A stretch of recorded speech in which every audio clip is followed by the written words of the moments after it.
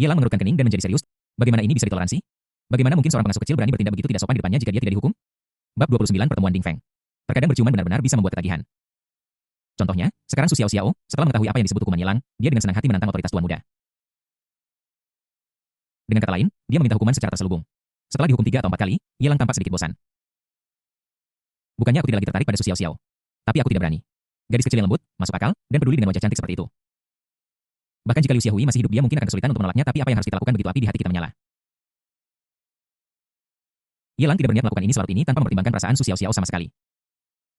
Malam yang manis berlalu dalam sekejap mata. Keesokan siang di bawah bimbingan Ye Lang, Su Xiao mengenakan Cheongsam bermotif bunga. Sedang membantu membuat teh dengan tertib, sosoknya yang ramping semakin ditonjolkan oleh Cheongsam ketat. Belahannya sangat rendah mencapai 1 inci di bawah lutut saat menyajikan teh dan berjalan aroma harumnya berayun di udara. Dan kehalusannya muncul saat ini Junzi berlari terburu-buru. Tuan keluarga Bai melihat Su Xiao juga ada di sana. Dia segera menelan kata-kata yang hendak keluar dari mulutnya dan menundukkan kepalanya dengan sadar.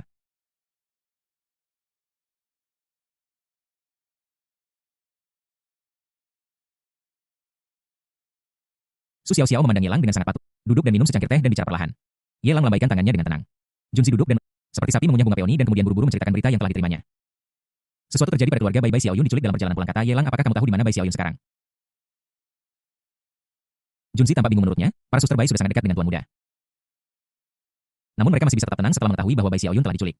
Ini benar-benar aneh. Dia mengangguk. Orang-orang kami berada di luar, tetapi kelompok yang menculik Bai Xiaoyun telah merencanakan ini sejak lama. Aku berencana untuk memimpin orang-orang untuk menyelamatkannya sendiri. Jangan khawatir. Ye Lang menggelengkan kepalanya. Tarik orang-orang yang mengikuti Bai Xiaoyun. Tinggalkan satu untuk berjaga-jaga. Ketahuilah di mana harus bersembunyi. Dia sudah mengingat fakta bahwa Bai Xiaoyun diculik. Jadi dia secara alami tidak tampak begitu terkejut. Selain orang yang menculik Bai Xiaoyun hanya mengancamnya dan memperlakukannya sebagai alat tawar-menawar. Dia tidak punya ide lain dan tidak akan pernah menyakitinya. Oke, aku akan mengaturnya segera. Tidak peduli seberapa bingungnya Junzi. Dia tidak akan melanggar keinginan Ye Lang. Dia adalah orang kepercayaan Ye Lang, bukan pengawal keluarga Bai. Jadi mengapa dia begitu peduli? Hari lain telah berlalu. Saatnya menghadiri rally Ding Feng.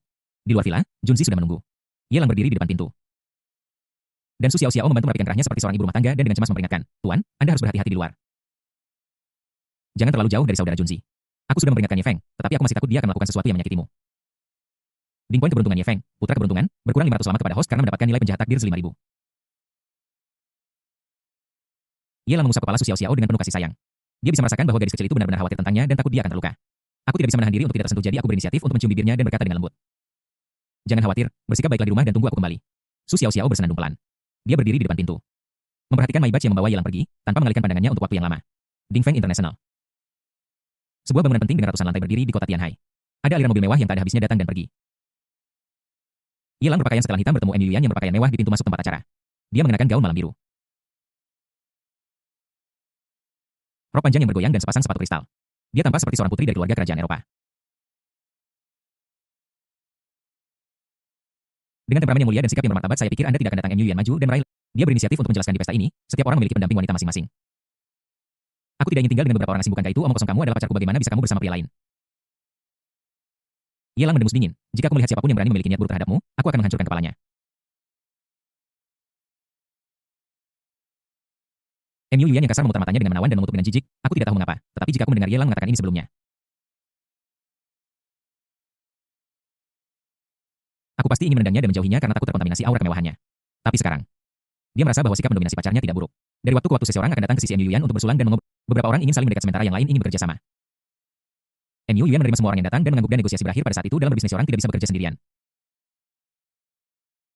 Terlebih lagi dengan Ye Lang di sisinya, mengapa dia harus takut pada para bajingan generasi kedua itu yang menyebabkan masalah baginya? Aku khawatir para bajingan generasi kedua itu sedang mencari mati. Tidakkah kamu tahu bahwa Ye Lang adalah playboy top di ibu kota? Siapa pria itu? Dia sangat dekat dengan Yuyan. Bagaimana bisa? Aku belum pernah melihatnya sebelumnya. Dari mana dia berasal? SST, jangan bicara omong kosong atau seseorang mungkin mendengar Anda. Dia tunangan presiden dari ibu kota dan kita tidak mampu menyinggungnya. Omong kosong hanya karena Anda berasal dari ibu kota. Anda pikir Anda sangat hebat. Kota Tianhai kami tidak terbuat dari kertas. Bahkan seekor naga pun akan melingkar di sekitarnya. Aku tidak percaya ini. Dia diundang oleh tuanmu datang. Jika kamu tidak percaya, pergi dan temui dia. Jangan bilang aku tidak memberitahumu bahwa dia dari keluarga Ye di ibu kota, keluarga Ye yang sering muncul di berita ibu kota. His. Generasi kedua kaya yang berencana mencari masalah tersentak dan menggigil ketakutan. Keluarga Ye yang muncul di Metro News. Sialan, kenapa orang hebat seperti itu datang ke kota Tianhai? Datang untuk menindas yang lemah. Meskipun kota Tianhai makmur, kota ini langsung kalah dengan kota-kota metropolitan internasional seperti Yanjing. Mengapa keluarga-keluarga kaya terkemuka di ibu kota seperti yang ada di ibu kota datang ke kota Tianhai? Bahkan jika seseorang seperti Tan Xiao Siapa yang gagal dalam rebutan suksesi keluarga datang ke kota Tianhai, dia pasti bukan seseorang yang mampu mereka lawan, apalagi Yelang. Meskipun beberapa pria generasi kedua yang memiliki perasaan terhadap Yuan tidak berani mencari kesalahan, mereka mengutuk Yelang dalam hati mereka. Yang tidak mereka ketahui adalah bahwa Yelang bukan hanya anggota keluarga Ye, tetapi juga cucu keluarga Ye dan satu-satunya pewaris di masa depan. Jika aku tahu bagaimana bisa aku berani memiliki pikiran seperti itu, aku takut aku akan menghampirinya dan menjilatnya bab 30 sekali lagi. Jadi kenapa? Sayangnya, terkadang memiliki latar belakang yang terlalu kuat juga merupakan semacam ketidakberdayaan Yelang berpikir dalam hati dalam acara dan pertemuan yang begitu megah. Jika putra keberuntungan ada di sini, dia pasti akan diganggu oleh beberapa generasi kedua kaya yang tidak punya perasaan. Kemudian dia melakukan serangkaian operasi yang garang, menampar wajah para generasi kedua yang kaya itu dan memenangkan hati sang wanita cantik. Tiba padanya bahkan ketika dia memeluk seorang wanita cantik seperti Yuan, tidak ada yang akan menyalahkannya, bahkan tidak ada satupun yang akan mengucapkan sepatah kata pun protes. Jangan beri dia kesempatan untuk pamer. Yelang menghela nafas. Aku menginginkannya, apa gunanya latar belakang ini, aku memilikinya. Jadi kenapa kalau aku punya wajah tampan? Yuan menoleh dan memutar matanya tanpa berkata-kata. Kenapa kamu begitu tidak tahu malu? Bukankah kamu hanya... Dia baru saja akan mengatakan, bukankah kamu hanya punya ayah yang baik? Tapi memikirkan ekspresi puas Yelang setelah mendengarnya. Dia berhenti lagi, mulutnya yang cantik berkedut, dan dia tidak mengucapkan kata pujian. Tuan Ye, Anda merasa terhormat telah datang ke rumah kami yang sederhana ini. Tidak jauh dari sana, Tang Tianpei sedang memeluk teman wanitanya dan banyak wanita sosialita mengelilinginya. Di mata para wanita sosialita ini, Tang Tianpei jauh lebih hebat daripada generasi kedua kaya lainnya. Jangan meremehkan latar belakang mereka. Mereka berasal dari keluarga Tang dari Yanjing. Bahkan jika mereka tidak dapat mewarisi bisnis keluarga di masa depan, sedikit properti yang mereka dapatkan bukanlah sesuatu yang bisa dibandingkan dengan generasi kedua kaya di kota Tianhai. Para sosialita secara alami mengelilingi Tang Tianpei. Melihat Tang Tianpei begitu perhatian pada Yelang, dia segera bertanya dengan rasa ingin tahu, Tuan Tang, siapa pria tampan ini? Tang Tianpei memeluk teman wanitanya dan berinisiatif untuk membantu memperkenalkannya. Tuan muda Yue dulu sering berkumpul di lingkaran Yanjing bersama, sayangnya sekarang aku benar-benar jatuh dan harus tinggal di kota Tianhai. Tapi Tuan muda Ye datang ke sini hanya untuk memenangkan hati seorang wanita cantik. Wow, dia dulu bergaul dengan Tang Tianpei di lingkaran Yanjing. Dan dari suaranya, latar belakangnya tidak jauh lebih buruk dari keluarga Tang. Yang paling penting adalah Yelang tidak dalam kondisi buruk sekarang. Hanya datang ke kota Tianhai untuk berburu wanita cantik.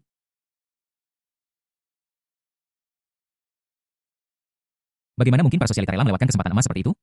Belum lagi latar belakang keluarga hanya dari segi penampilan dan sosok saja, Tang Tianpei. Bahkan jika Anda melihat seluruh tempat, Yelang Guang benar-benar unik dengan kondisi eksternalnya. Dia tampan, kaya, dan memiliki latar belakang yang hebat. Jika ini bukan menantu kaya, lalu siapa? Dengan pria kaya seperti Yelang di sekitar, siapa yang punya waktu untuk repot dengan Tang Tianpei? Tuan muda Ye, ada banyak tempat menarik di kota Tianhai. Jika Anda punya waktu, mari kita pergi berbelanja bersama, Tuan muda Ye. Warung sarapan di bawah rumah saya adalah camilan terkenal di kota Tianhai. Anda bisa datang ke rumah saya ketika Anda punya waktu luang dan sarapan bersama besok pagi. Tuan Ye, Anda sangat tampan. Apakah Anda punya pacar? Bolehkah saya mengenal Anda? Tinggalkan saya informasi kontak. Dan saya juga ingin informasi kontak Tuan Ye. Para sosialita ini, yang umumnya dikenal sebagai kelompok suasana, bertanggung jawab untuk mendorong suasana tempat tersebut. Mungkin para sosialita ini bukanlah wanita yang sangat mulia, tetapi visi mereka pasti unik. Kecuali jika suaminya tampan, kaya, dan beruntung, saya tidak akan memperhatikannya.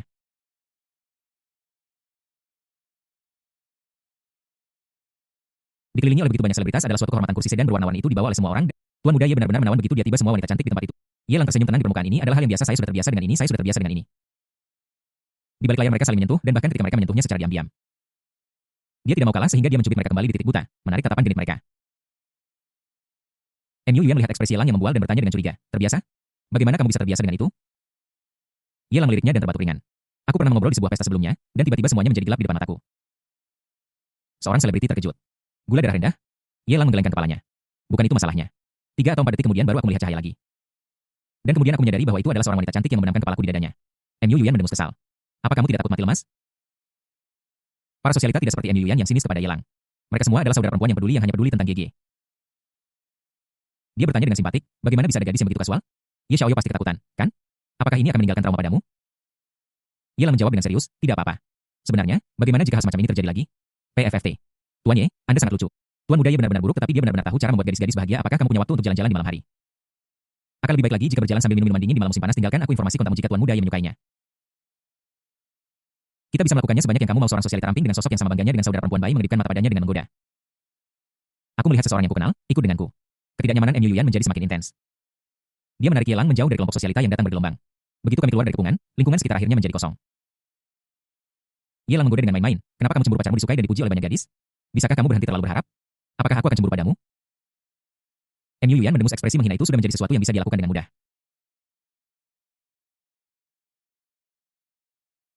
Aku hanya tidak ingin kamu terlalu dekat dengan para wanita itu. Jika tidak ada yang menjagamu, cepat atau lambat kamu akan hancur karena penyakit jantung. Jangan tertipu oleh kelompok sosialita di kelompok suasana yang semuanya mengenakan merek terkenal dan terlihat elegan dan sok. Namun faktanya, di pertemuan seperti itu, selama ada sedikit ketertarikan antara keduanya, mereka bisa pergi ke hotel bersama dan menghabiskan malam di sana. Siapa yang tahu apakah itu bersih atau tidak? Jadi, kamu ingin mengendalikanku? Yelang menatap Yuan dengan mata terpancing. Yuan merasa sedikit tidak nyaman ditatap. Siapa yang ingin mengendalikanmu? Bisakah kamu berhenti menganggap dirimu terlalu serius? Ye Lang mengangkat tangannya. Mengapa kamu menguncinya begitu erat? Siapa peduli? Mu Yuan mendengus dan melepaskan lengan Ye Lang. Ye Lang yang dibebaskan kemudian berbalik tanpa menoleh ke belakang dan berjalan menuju sudut.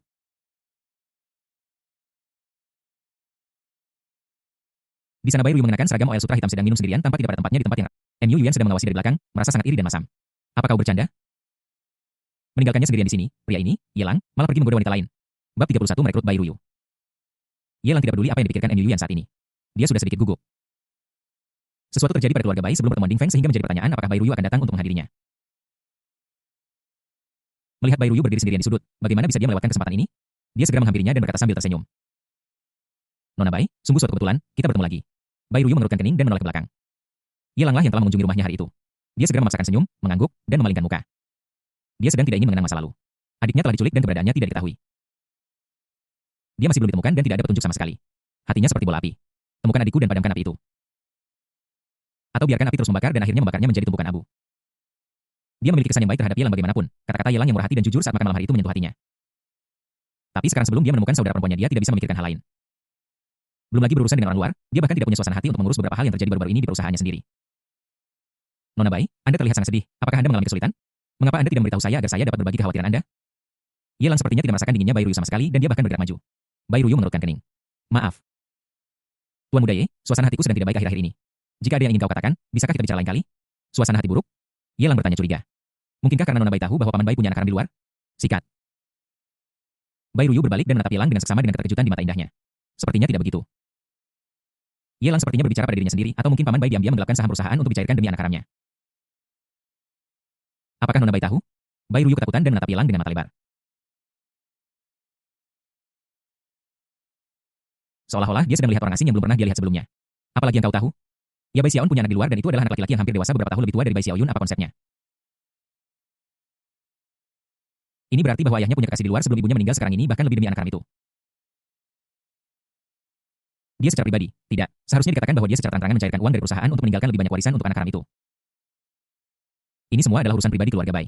Bahkan Bai Xiaoyun dan beberapa veteran perusahaan tidak mungkin mengetahuinya. Jika Bai Ruyu tidak menemukannya secara tidak sengaja, kami mungkin masih berada dalam kegelapan.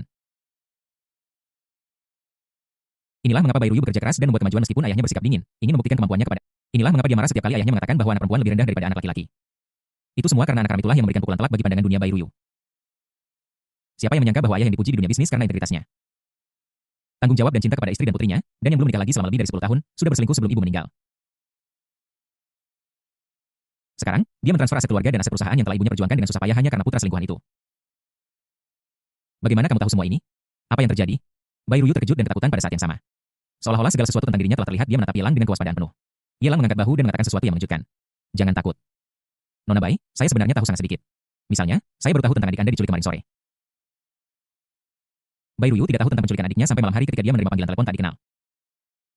Akibatnya, Ye Lang mengetahui pada sore hari apa yang ingin kamu lakukan. Jangan sakiti Yunyun selama kamu tidak menyakiti Yunyun. Aku bisa memenuhi permintaan apapun yang kamu ajukan. Bai Ruyu tanpa sadar menganggap Ye Lang sebagai dalang di balik layar. Kalau tidak, bagaimana dia tahu bahwa adiknya diculik pada sore hari? Tahu berita itu lebih awal darinya? Tidak heran orang ini tahu segalanya tentang keluarga bayinya. Ternyata dia sudah merencanakan ini sejak lama.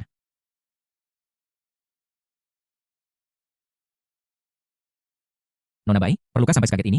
Saya... Ye Lang tersenyum pahit. Lagi pula, bukankah kamu sudah mengambil keputusan? Mengapa kamu ingin... Dia tidak percaya bahwa seseorang sepintar Bai Ruyu tidak bisa melihat trik sekecil itu. Atau mungkin dia sengaja berusaha untuk tidak membiarkannya berpikir ke arah itu. Apakah kamu lebih suka berpura-pura bingung daripada menerima kenyataan? Bai Ruyu menarik napas dalam-dalam, jantungnya berdebar kencang. Dia mencoba menenangkan diri dan menatap Ye Lang. Kamu tahu begitu banyak hal yang seharusnya tidak kamu ketahui. Apakah kamu juga tahu di mana Yunyun disembunyikan? Ye Lang mengangguk. Tidak hanya dia tahu, dia juga bisa menyelamatkannya. Aku bisa menyetujui apapun yang kamu minta. Bai Ruyu tampak bertekad. Apakah penculik itu adalah Ye Lang, orang yang sudah membuatnya terkesan tetapi tidak ingin terlalu dipikirkan? Selama saudara perempuannya bisa diselamatkan, dia akan memberikan apa saja. Ye Lang tidak ragu sama sekali dan langsung ke intinya.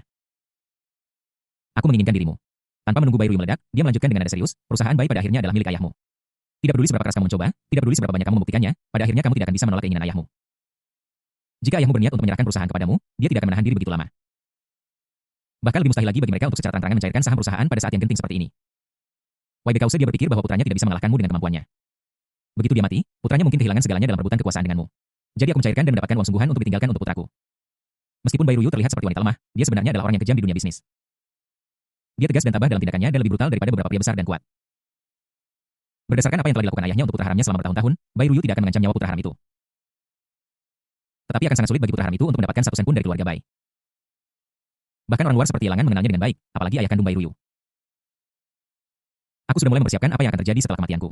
Yelang menatap Bai Ruyu yang sedang berpikir keras. Dan berkata dengan lembut dan persuasif, jadi, mengapa kamu tidak bekerja sama denganku? Aku berjanji untuk memberimu ruang pribadi yang cukup sehingga kamu dapat sepenuhnya menunjukkan bakatmu. Selain itu, saya akan mendelegasikan semua kekuasaan di perusahaan dan tidak akan ikut campur dalam keputusan apapun yang Anda buat. Di perusahaan, Anda memiliki keputusan akhir dan tidak seorang pun dapat menentang keputusan Anda. Adapun dividen, ekuitas juga dapat dibagi 6.040 atau 50. 50, Bai Ruyu menatap Yelang yang serius di depannya seolah-olah dia sedang mendengarkan buku suci, atau seolah-olah dia sedang diberi harapan palsu. Dia bertanya dengan curiga, jika Anda mendelegasikan kekuasaan, bukankah Anda takut saya akan mengurangi ekuitas saya dan merebut tahta? Yelang mengangkat bahu, karena saya telah memilih untuk mempercayai Anda, saya tidak akan ragu lagi. Jika hal seperti itu benar-benar terjadi, itu adalah kesalahan saya sendiri. Itu tidak ada hubungannya dengan Anda. Saya memberikan kepercayaan mutlak saya kepada Anda. Dia tahu betul orang seperti apa baik. Dia percaya bahwa seseorang harus membalas tetes kebaikan dengan mata air syukur. Orit dapat dikatakan bahwa jika Anda berbuat baik padanya sedikit saja, dia akan membalas Anda 10 kali lipat atau bahkan 100 kali lipat di masa depan. Apa yang perlu dikhawatirkan Yelang untuk gadis takdir seperti itu yang memiliki perbedaan yang jelas antara cinta dan benci? Ambil alih posisi utama dan rebut posisi dominan di perusahaan. Belum lagi karakter Bai Ruyu tidak akan memungkinkannya melakukan hal yang tidak tahu berterima kasih seperti itu, bahkan jika dia melakukannya apa yang akan terjadi. Dia hanyalah seorang presiden wanita dari sebuah perusahaan lokal dan dia belum mencapai masa depan yang gemilang gelombang macam apa yang bisa diciptakannya. Tentu saja, inilah yang dia pikirkan dalam hatinya, tetapi dia masih perlu bersikap sopan di permukaan dan memberinya kepercayaan yang cukup. Saya perlu memikirkan masalah ini. Saya akan memberi Anda jawaban ketika saya bertemu Yunyun. Apakah boleh seperti itu? Bai Ruyu kesal dan tidak segera menjawab. Di satu sisi, dia tercengang oleh seberapa banyak Yelang tahu. Tapi di sisi lain, dia terkejut dengan kepercayaan ekstrim yang dia berikan padanya yang tanpa sedikit tidak nyata bab 32 peluang bagus. Pencegatan Nona Bai, jangan khawatir, keselamatan adikmu dapat dijamin. Kamu bisa lebih berani dalam tebakanmu. Lagi pula, apapun bisa terjadi di dunia ini. Semakin banyak kamu melihat, semakin banyak kamu akan mengerti. Yelang menepuk bahu Bai Ruyu dan menghiburnya dengan lembut. Dia tidak mengatakannya secara eksplisit, tetapi malah membimbing Bai Ruyu untuk berpikir ke arah itu. Karena perekrutan sudah dimulai, mengapa tidak membuat celah yang sudah dimiliki keluarga Bai menjadi lebih besar lagi saat ini? Kalau tidak, bagaimana Bai Ruyu bisa mengambil keputusan? Mengapa kamu tahu begitu banyak tentang keluarga Bai saya? Bai Ruyu menatapnya dengan hati-hati. Yelang berkata dengan tenang, bakat Nona Bai dalam bisnis sangat luar biasa. Saya ingin bekerja sama dengannya. Jadi saya lebih memperhatikannya. Saya tidak menyangka akan bertemu dengan hal seperti itu secara kebetulan. Bukannya Bai Ruyu sombong. Dia membuat beberapa keputusan dalam reformasi grup Bai yang bahkan para tokoh bisnis lama di seluruh kota Tianhai mungkin tidak.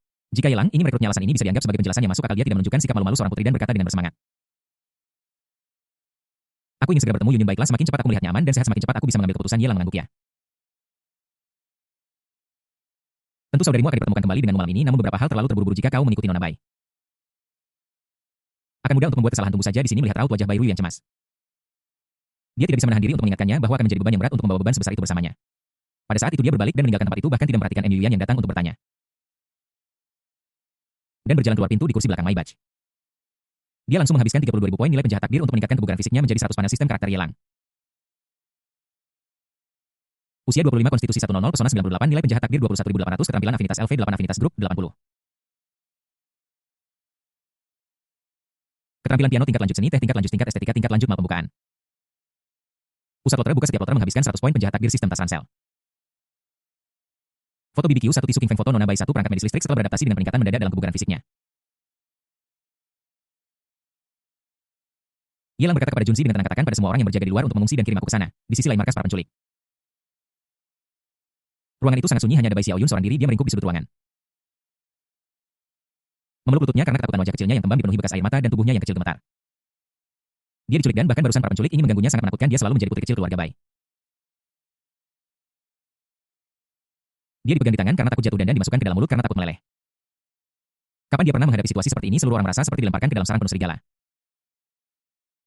Menghadapi sekelompok serigala jahat besar yang bisa menelannya kapan saja, untungnya seorang wanita berjaket kulit hitam datang. Meskipun penampilannya tidak terlihat jelas, wanita itu mampu memarahi penculik yang mulutnya kotor dan mengutuknya dengan ganas. Sehingga dia tidak diintimidasi oleh penculik. Ketakutan dirugikan, semua jenis emosi berkumpul di dada Bai Xiaoyun. Dan semakin dia memikirkannya, semakin sedih perasaannya. Sama seperti Bai Xiaoyun yang menangis, semakin tak berdaya dengan hidungnya yang terangkat. Pintu kamar didorong terbuka, Bai Xiaoyun mendongak dengan rasa ingin tahu dan melihat wajah yang familiar dan tampan. Kakak, dia berdiri dengan tergesa-gesa dan terhuyung ke pelukan Yelang. Mata Bai Xiaoyun yang berair besar penuh dengan keluhan. Saudara, orang-orang jahat itu sangat menakutkan. Kamu di sini untuk menyelamatkanku, kan? Bisakah kamu membawaku keluar? Yelang merasa seolah-olah dia telah memukul dua bola besar di depannya yang menyebabkan sentakan. Dia merasa ngeri, tetapi pada saat yang sama, dia mengulurkan tangannya dan dengan lembut membelai kepala Bai Xiaoyun dengan khawatir. Jangan takut, karena aku sudah di sini. Aku tidak akan membiarkanmu mendapat masalah. Yelang menepuk kepala Bai Xiaoyun dan menenangkannya dengan lembut. Jangan takut, tidak peduli dimanapun kamu berada, tidak peduli siapapun mereka. Selama aku masih di sini, aku tidak akan pernah membiarkan mereka mengganggumu, Bum. Pintu di sebelah kiri ditendang paksa dari luar. Dua pria kekar dengan bordiran naga hitam di leher mereka menatap Yelang yang menyelinap entah dari mana dan mengutuknya. Sialan. Apa kau gila? Kau membuat keributan besar untuk menyelamatkan seseorang? Apa kau takut orang lain tidak akan menyadarinya atau bagaimana? Bai Xiaoyun menatap kedua pria garang itu, dan rasa takut tiba-tiba muncul di hatinya. Dia mencengkram ujung pakaian Yelang karena ketakutan. Dan lapisan kabut masih tertinggal di mata berairnya yang besar. Jika kamu takut, tutup saja matamu dan kamu akan merasa tenang sebentar lagi.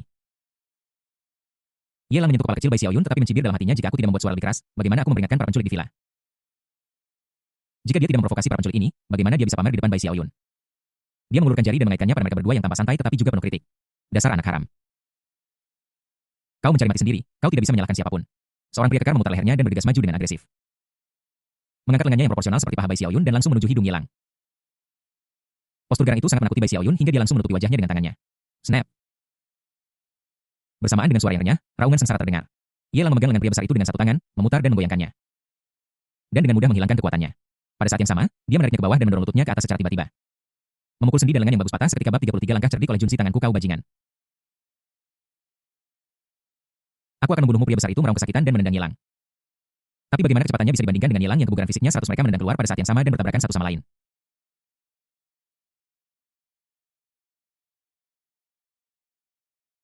Dengan bunyi gedebuk tumpul, pria besar itu bergegas keluar di sepanjang tanah. Jika Anda melihat dengan seksama, itu adalah benjolan besar yang terbentuk oleh tulang yang terkilir. Bahkan tulang-tulangnya patah dan terkilir. Itu berarti itu ditutupi dengan sepasang celana. Keributan di sini segera menarik perhatian semua penculik di villa. Bukan, mereka tidak bisa disebut penculik. Harus dikatakan bahwa mereka menarik perhatian Black Dragon Society. Ini awalnya adalah benteng Black Dragon Society dan Bai Xiaoyun hanya dipenjara sementara di sini. Sekelompok anggota Black Dragon Society menyerbu masuk. Sekilas pandang, ada tidak kurang dari selusin dari mereka, semuanya preman yang ganas. Ada yang mencurigakan tentang anak ini, bawa senjatamu. Pria kuat lainnya yang bergegas masuk pertama, menatap rekannya yang tidak sadarkan diri dengan kulit kepala yang kesemutan dan menggerakkan giginya. Mari kita serang bersama, kita tidak bisa membiarkan orang ini membawa pergi Bai Xiaoyun itu banyak uang. Selama kamu dipenjara untuk jangka waktu tertentu, kamu bisa mendapatkan sejumlah besar uang, bagaimana aku bisa hanya melihatnya diculik? Selusin preman mendekati Yelang dengan mata membunuh sambil memegang pentungan atau parang punggung hitam yang merupakan senjata yang umum digunakan di dunia bawah. Selama kamu tidak melakukan sesuatu yang gegabah dan tidak membunuh siapapun, terlalu mudah untuk melumpuhkan seseorang. Namun dalam situasi di mana musuh lebih banyak dari kita, sebuah adegan aneh terjadi. Alih-alih berdiri di sana menunggu para preman mendekat. Yelang mengambil inisiatif untuk bergegas maju, meraih pentungan dari preman terdekat dengan satu tangan dan merebutnya dengan paksa. Kekuatan itu begitu besar sehingga preman itu kehilangan senjatanya dan terhuyung ke depan. Dia dipukul di dahi dengan tongkat yang keras. Matanya berputar ke belakang dan dia jatuh ke tanah seperti anjing mati. Kamu sangat berani. Kamu bahkan berani menculik orang-orangku. Jika aku, Yelang, tidak memberimu pelajaran hari ini, Yelang memegang tongkat seperti Raja Chu dengan keberanian yang bisa mengalahkan 10.000 orang. Dia sangat cepat. Dan begitu tongkat itu jatuh, salah satu preman akan terkena di dahi atau bahunya akan roboh dan dia akan jatuh pingsan. Sebuah tendangan mengenai pria itu di perut, dan pria lain ditendang keluar dari kepungan. Dia sangat kuat sehingga dia bukan tandingan para preman ini.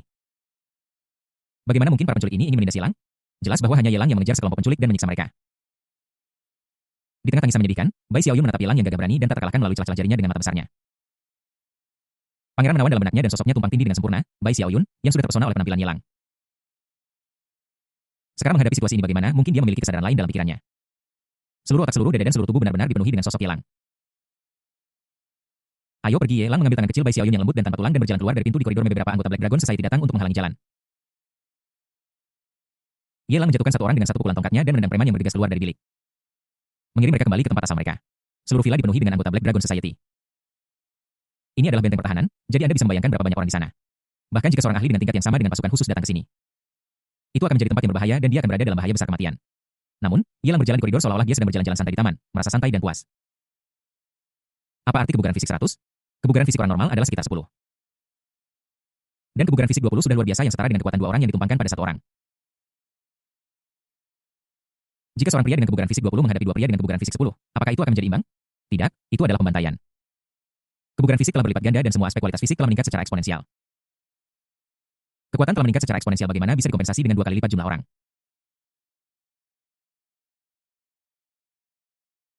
Belum lagi Yelang sekarang menghadapi kelompok preman ini seperti bertemu dengan sekelompok bayi yang mengoceh.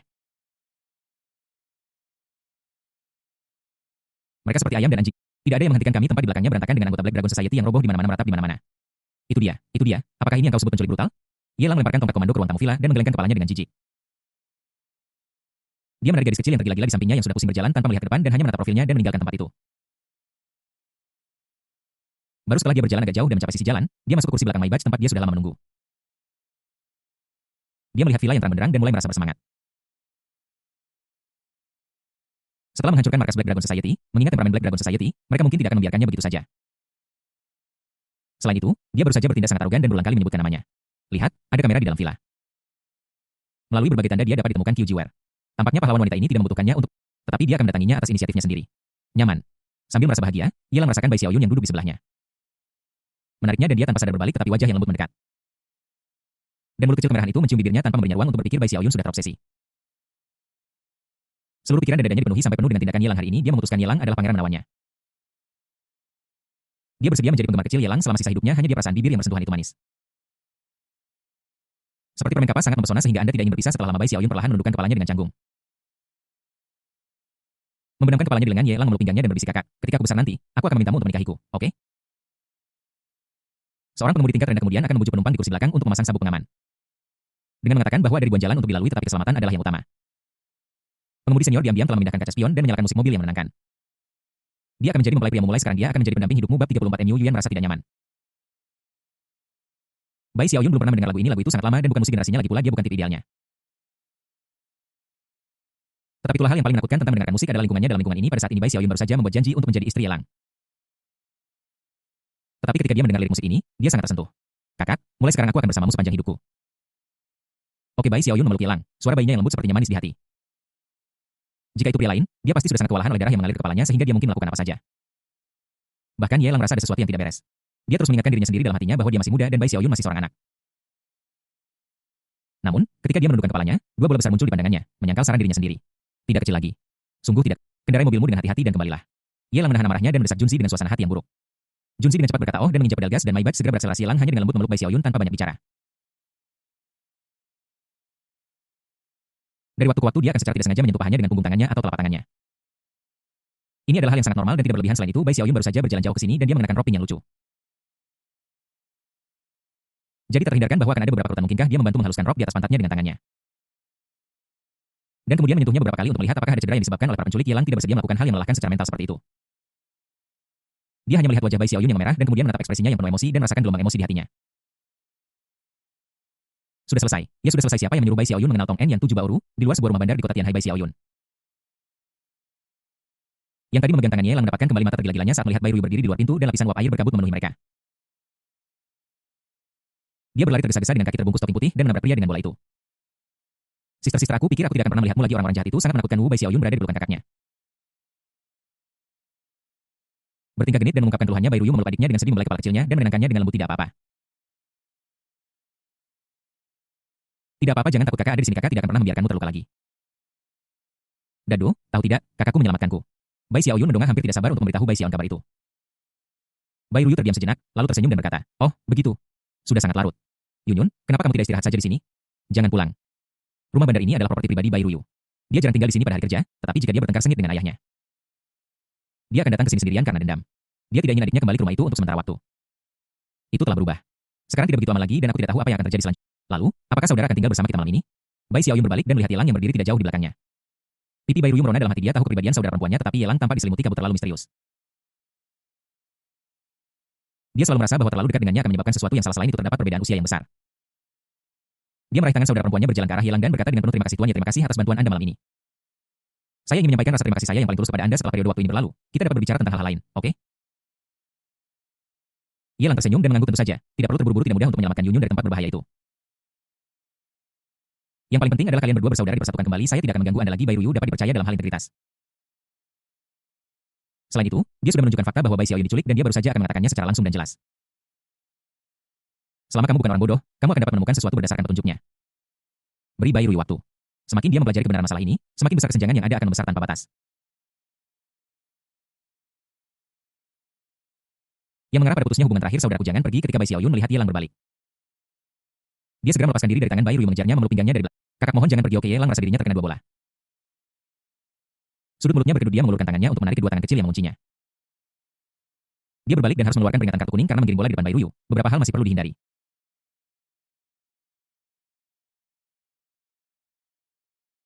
Dia menyentuh kepala Bai Xiaoyun, tersenyum penuh sayang dan berkata, Yunyun, jadilah baik, tetaplah bersama kakakmu.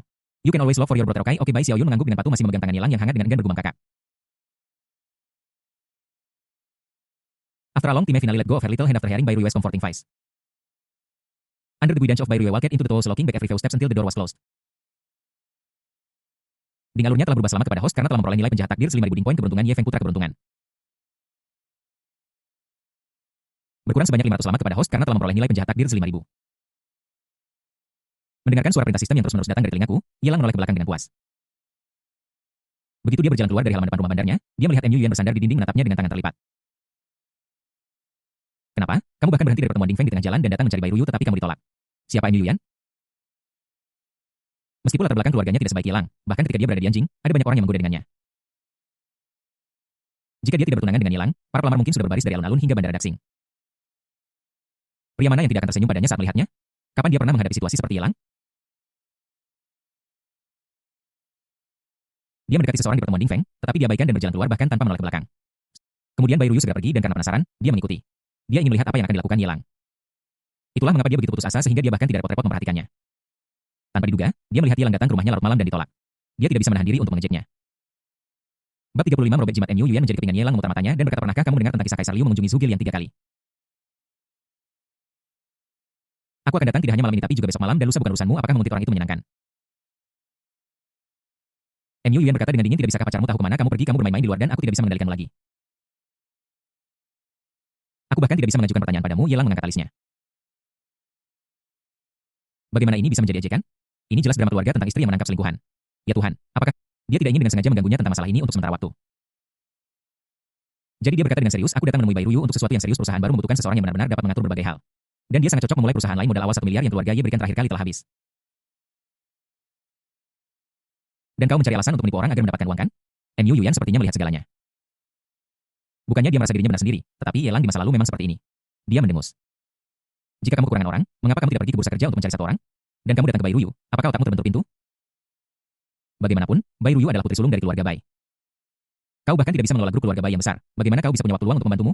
Masa lalu adalah masa lalu, saat ini adalah saat ini. Dan aku serius kali ini. Ye Lang maju selangkah, mengulurkan tangannya untuk menopang dinding, dan menutupi MU Yuan. Yang lebih pendek darinya, di bawah tubuhnya. Dia melakukan woldong dengan ekspresi serius di matanya. MU Yuan merasa sedikit bingung dan meletakkan tangannya di dada. Ye Lang mencoba mendorongnya menjauh tetapi sekeras apapun dia mencoba. Ye Lang yang menekan di depannya, tidak bergerak sama sekali.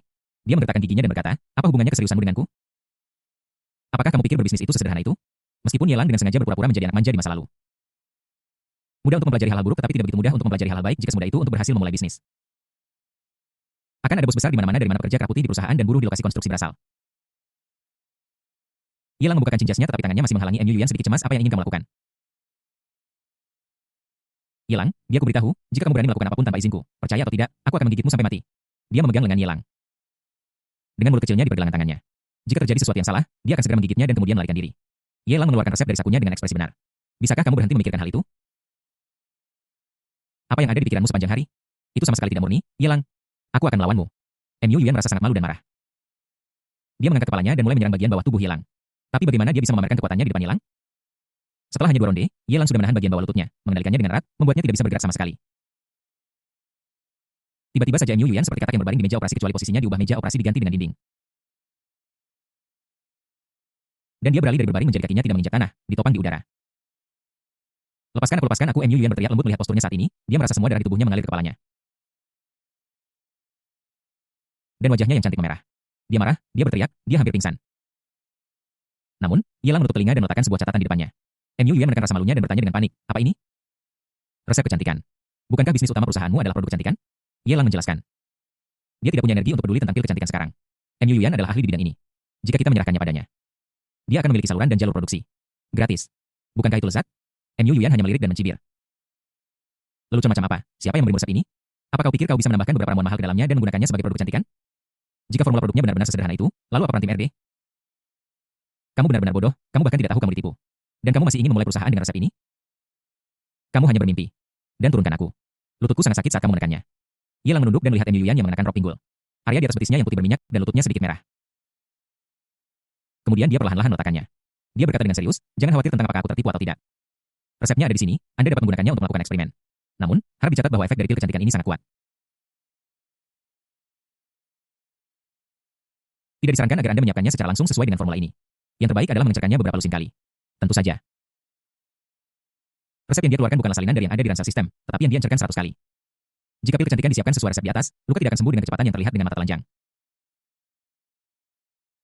Namun dibandingkan dengan produk kecantikan, ini masih agak terlalu berlebihan. Adapun cara menambahkan air, ini bukan keahliannya, dan dia tidak ingin membuang waktu untuk itu. MU Yuyan memegang resep itu dan sedikit mengernyit. Apakah kamu serius? Apakah kamu serius tentang memulai perusahaan dan merekrut Bairuyu? Awalnya dia mengira Ye Lang datang larut malam untuk berburu kecantikan. Tapi dia tidak menyangka bahwa sepertinya dia benar-benar salah paham. Apakah begitu penting apakah itu benar atau tidak? Lakukan saja seperti yang aku katakan dan jangan khawatir tentang sisanya. Juga, jangan lupa bahwa hubungan kita hanya dipertahankan oleh kontrak. Begitu kontrak dibatalkan, hubungan kita akan berakhir. Jangan ikuti aku lagi. Tidak ada keraguan bahwa MU Yuyan telah kecanduan permainan cinta ini. Tetapi dalam situasi yang tampak benar dan salah.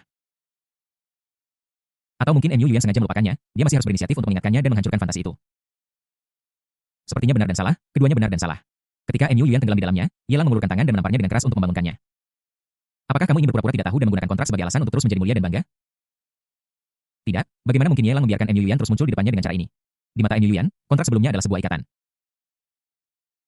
Tetapi sekarang kontrak ini tampak seperti jimat yang digunakan MU Yuyan untuk berpura-pura menjadi bodoh. Ye Lang harus mencabik-cabiknya. Menyiksa suamimu memang terasa menyenangkan untuk sementara waktu, tetapi mengejarnya akan mengarah ke krematorium. Ini bukan hanya sesuatu yang kamu pikirkan di benakmu.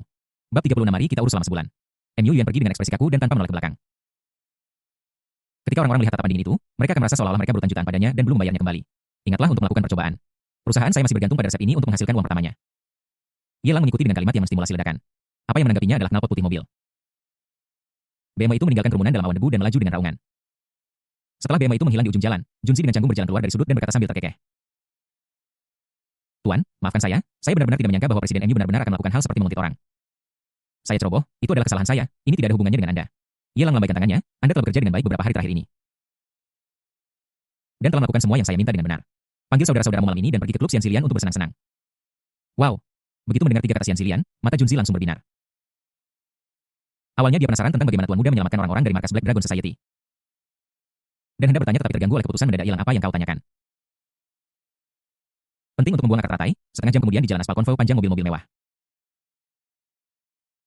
Seperti naga panjang perlahan berhenti di depan Xian Zilian Club. Orang yang lewat berhenti untuk melihat pemandangan mewah ini. Pria terdiam dan wanita mengagumi. Belum lagi Maybach versi panjang. Selusin Mercedes-Benz AMG saja bernilai lebih dari 30 juta. Siapakah ini? Klub dengan upacara yang begitu megah.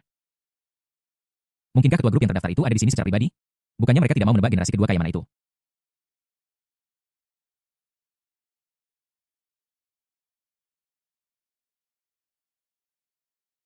Hanya saja pemandangannya sangat mengejutkan, tidak seperti perilaku sepele generasi kedua kaya sama sekali. Prajurit bersetelan hitam, Ye Lang lalu berjalan keluar perlahan saat wajah itu muncul. Mata orang-orang yang lewat termasuk resepsionis di klub Xian Zilian dan teknisi yang berlarian keluar untuk menonton semuanya bersinar. Ya Tuhan, tampan sekali siapa pemuda ini, dia sangat tampan dan dia memiliki iring-iringan mobil yang sangat mewah. Dia tersenyum padaku dan rasanya seperti dia sedang sekarat. Apakah dia akan mencariku nanti?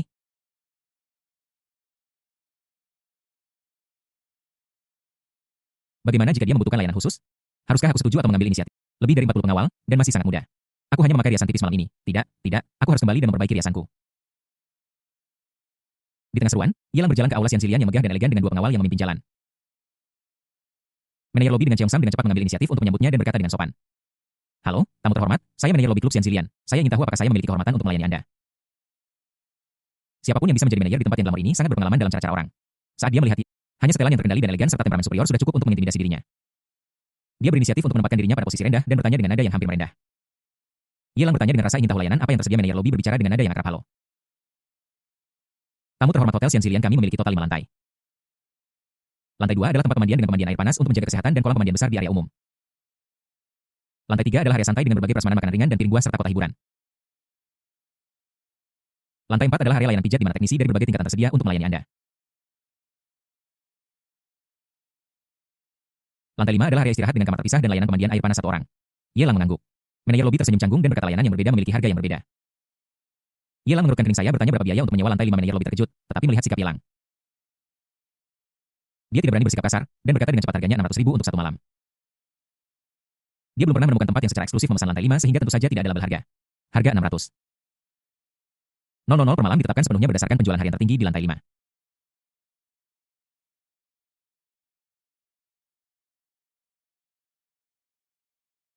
$600.000 untuk 1 malam? Mahal sekali, kata Ye Lang dengan terkejut dan curiga. Manajer lobi dengan cepat menjelaskan diri Gustaria Lounge kami di lantai. Sebelum dia menyelesaikan kata pertanyaan, bahkan sebelum dia mengucapkan kata yang paling penting diskon, dia mendengar Ye Lang melanjutkan. Jangan terlalu banyak bicara, saya tidak tertarik untuk mendengarkan, langsung bayar saja untuk 1 bulan. Apakah Anda ingin cek? Jika itu cek, saya bisa memberikannya kepada Anda segera. Jika itu uang tunai, Anda... Satu kalimat ini mengejutkan semua pelayan dan teknisi di lobi.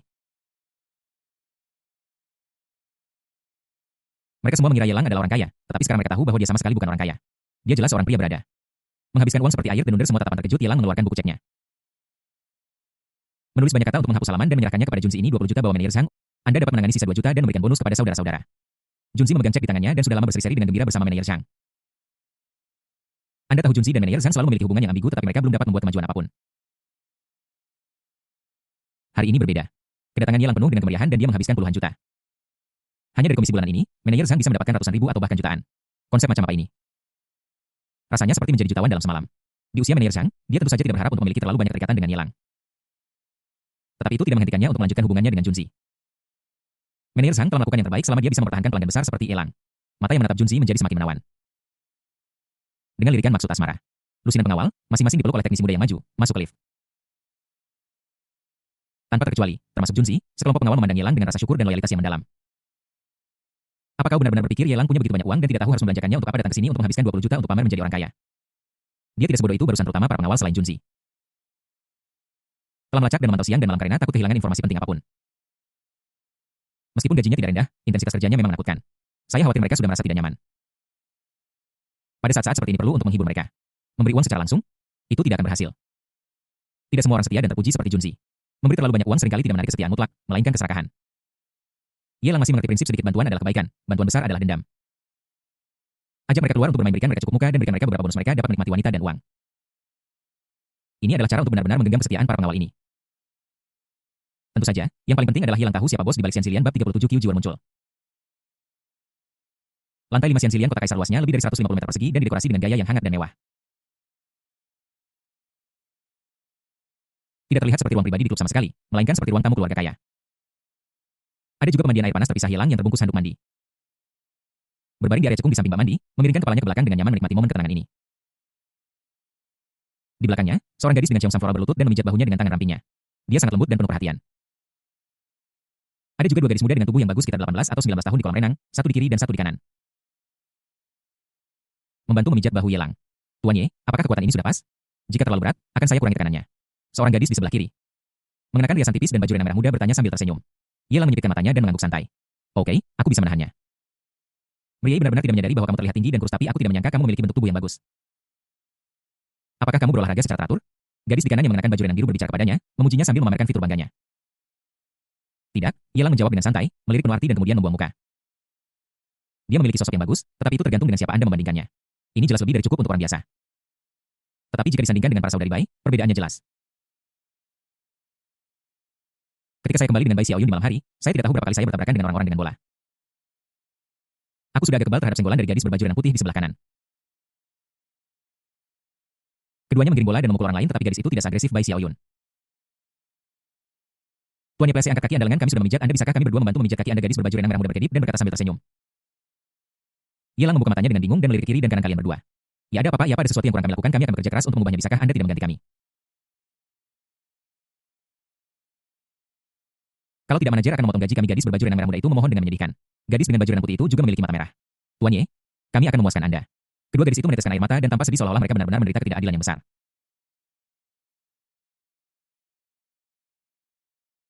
Apakah kamu benar-benar takut uangmu dipotong? Sepertinya tidak. Di Xianxili. Demikian pula, jika ada layanan lain yang ditemukan, uang juga akan dipotong. Jika Ye Lang mengajak kedua gadis ini untuk pergi keluar dan bermain.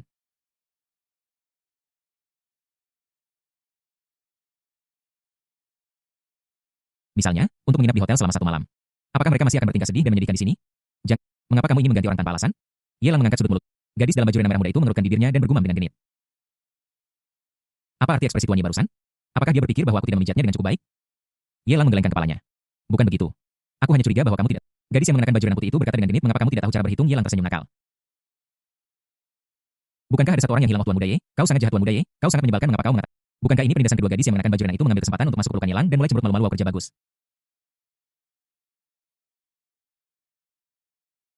Ye Lang merasa seperti umpan yang dililit oleh beberapa gurita. Meskipun agak canggung dan tidak nyaman. Namun berdasarkan 3 prinsip hidupnya, yaitu tidak mengambil inisiatif, tidak menolak, dan tidak mengambil tanggung jawab. Selama godaan, gadis-gadis berbaju Cheongsam juga masuk dari luar kolam pemandian dan berkumpul di sekitar Ye Lang.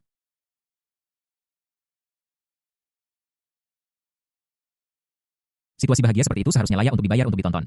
Tetapi situasi ini rusak ketika sosok wanita yang masuk mengenakan jaket kulit hitam ketat yang sangat menonjolkan sosoknya yang membanggakan. Dia memiliki sedikit senyum di wajahnya, tetapi jauh di dalam matanya ada rasa dingin yang ekstrim. Pendekatan santainya membangkitkan permusuhan dari ketiga gadis yang mengelilingi Ye Lang. Siapa kamu dan apa yang kamu lakukan di sini? Ini adalah kota kaisar, pintunya tertutup, bagaimana kamu bisa masuk? Dari mana kamu mencuri kartu kamarnya? Jika kamu menyinggung Tuan Yedo, kamu percaya kami akan menelpon polisi untuk menangkapmu. Ketiga gadis itu, satu demi satu, melindungi Yelang dengan setiap kata. Wanita dengan jaket kulit hitam itu sedikit mencondongkan tubuh ke depan dan duduk di tangga kolam pemandian.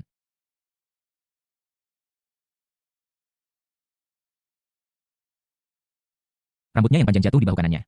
Dia menatap Yelang sambil tersenyum. Siapa yang kau maki? Gadis dengan baju rena merah muda itu melotot dengan ganas.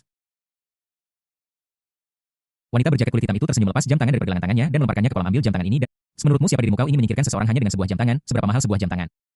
Jangan terlalu serius. Tiga gadis itu mengelilingi Yelang menjadi semakin akrab dengannya. Meskipun mereka tidak tahu berapa lama mereka bisa berhubungan dekat dengan Yelang. Tetapi hanya untuk malam ini, sedikit saja paparan Yelang sudah cukup bagi mereka untuk dinikmati selama beberapa tahun. Siapa peduli dengan jam tangan? Gadis berbaju rena merah muda itu menatap Yelang sambil tersenyum. Seberapa berharga jam tangan rusa ini? Benar, Tuan Ye? Yelang mengangguk dengan serius. Tentu saja kamu benar, itu hanya Patek Philippe, itu harganya paling banter 8 juta, apa masalahnya? Plop-plop-plop, begitu dia selesai berbicara ketiga gadis di sampingnya semua bergegas menuju tempat jam tangan itu jatuh dan berenang dengan panik. Setelah meraih jam tangan mereka memperebutkannya lagi dan akhirnya pergi dengan patuh di bawah tatapan dingin wanita berjaket kulit hitam. Kamar mandi tiba-tiba menjadi sunyi, hanya menyisakan Yelang dan wanita berjaket kulit hitam. Dia memandang Yelang dan berkata sambil tersenyum, Tuan muda yang sangat murah hati, dia benar-benar memiliki selera yang bagus. Pertama, Anda menyelamatkan Bai Xiaoyun dari Black Dragon Society, dan kemudian Anda menghabiskan banyak uang di Sensilian Club di bawah Black Dragon Society. Ada apa? Apa Ye Xiao berpikir bahwa Black Dragon Society benar-benar tidak bisa melakukan apapun padamu? Suara itu tertawa, kata-katanya dingin dan penuh dengan niat membunuh. Wanita berjaket kulit hitam itu tidak lain adalah... Itu adalah kepala Rose Hall dari Black Dragon Society, Qiu Jiwer. Bab 38, aku mabuk dan tidak bisa minum lagi. Yelang mengangguk dengan serius.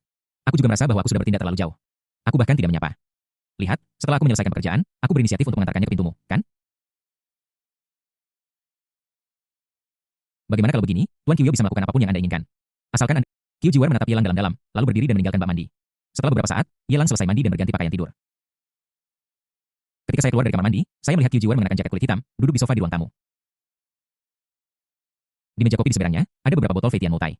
Dia dengan santai mengundangnya, minum beberapa gelas denganku. Jika kamu membuatku mabuk, masalah ini akan selesai.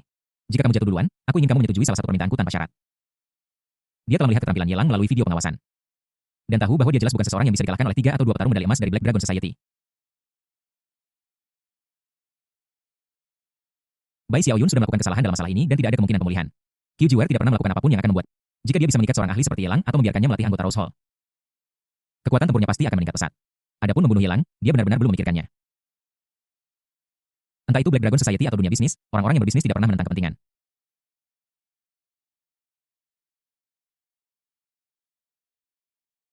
Yelang mengelus dagunya dan berpikir sejenak. Minum bukanlah keahlianku, tapi aku sudah setuju, jadi aku tidak bisa menolak. Setelah itu, pelayan Xianxilian membawakan beberapa makanan pembuka. Tuan Qiu benar-benar memiliki kapasitas minum yang besar. Dia minum 2 teh anggur putih tanpa memerah atau terengah-engah. Sungguh mengagumkan, Yelang dengan sedikit kemerahan di wajahnya. Seru memuji, dan pada saat yang sama meraih segenggam kacang dan memasukkannya ke mulutnya sambil mengunyahnya. Qiu Jiwer mencibir dalam hatinya, bahkan orang-orang besar di Black Dragon Society tidak bisa menandingi toleransi alkoholnya, apalagi Yelang. Baru setelah satu tegukan, wajahnya memerah. Jelas bahwa dia adalah tipe orang yang tidak bisa minum alkohol. Tuan Ye, saya akan bersulang untuk Anda dengan gelas lain.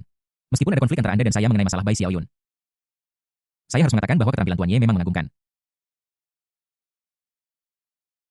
Seorang pria sejati harus seperti ini. Satu orang dapat menahan celah terhadap 10.000 orang bang setelah minum segelas 2 liang anggur putih. Wajah Yelang menjadi lebih merah setelah istirahat singkat. Qiu Jiwer mengangkat gelasnya lagi. Tuan Ye, jangan hanya fokus makan. Aku akan memanggamu gelas lain. Juga, aku sedikit penasaran bagaimana Master Ye tahu di mana Bai Xiaoyun di penjara. Mungkinkah ada pengkhianat di Black Dragon Society-ku? Wajah Yelang memerah, dan dia dengan paksa menelan segelas anggur.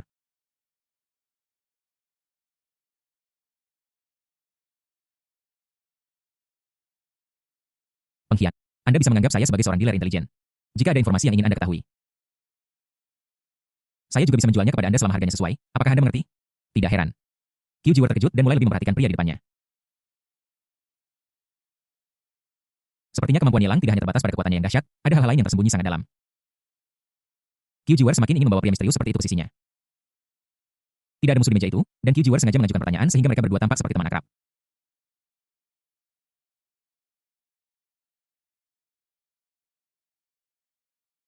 Melihat Yelang terdiam, Qiu Jiwer mengangkat gelas anggur. Keahlianmu sangat bagus sehingga bahkan petarung medali emas Black Dragon Society pun harus mengakui kekalahan. Jika Tuan Ye bersedia membantu melatih anggur, aku sudah mabuk hilang linglung dan harus berbaring di meja dari waktu ke waktu untuk tidur siang. Qiu Jiwer mencibir dalam hatinya, ini baru permulaan, kita bahkan belum menghabiskan sebotol anggur pun. Tuan Ye adalah pria sejati. Apakah dia takut pada wanita lemah seperti aku, seorang ahli dalam membujuk orang untuk minum menggunakan taktik lunak dan keras? Ye Lang mengecap bibirnya, mengertakkan giginya, mengambil gelas anggur, dan meneguk beberapa teguk sebelum menelan seluruh gelas. Bagus, bagus. Qiu Jiwar mengikuti dan meminum segelas anggur. Tuan Ye, bisakah Anda minum lagi? Saya akan bersulang untuk Anda satu gelas lagi.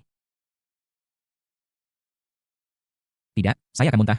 Tuan Ye, saya akan minum cangkir ini dulu sebagai tanda. Bagaimana kalau kita berhenti minum? Aku pikir kamu hampir kelelahan omong kosong. Seorang pria tidak boleh mengatakan dia tidak cukup baik di depan seorang wanita. Aku cukup baik, aku sedikit mabuk, ini baru permulaan. Mari minum lagi, setelah ini Tuan Qiu aku akan menyetujui semua permintaanmu, belum lagi mengajar Rose Hall, aku bahkan akan menjadi premanmu. Ganti cangkir-cangkir ini, terlalu kecil, lupakan saja, terlalu merepotkan. Gunakan saja botol untuk meniupnya. Tuan Ye, kenapa aku merasa posisiku berubah? Jangan bicara omong kosong, bukankah kamu sedang duduk di sofa? Tuan Ye, apakah ada sesuatu yang menekan tubuhku? Ya ampun, bajumu semua terkena noda anggur Tuan Qiu.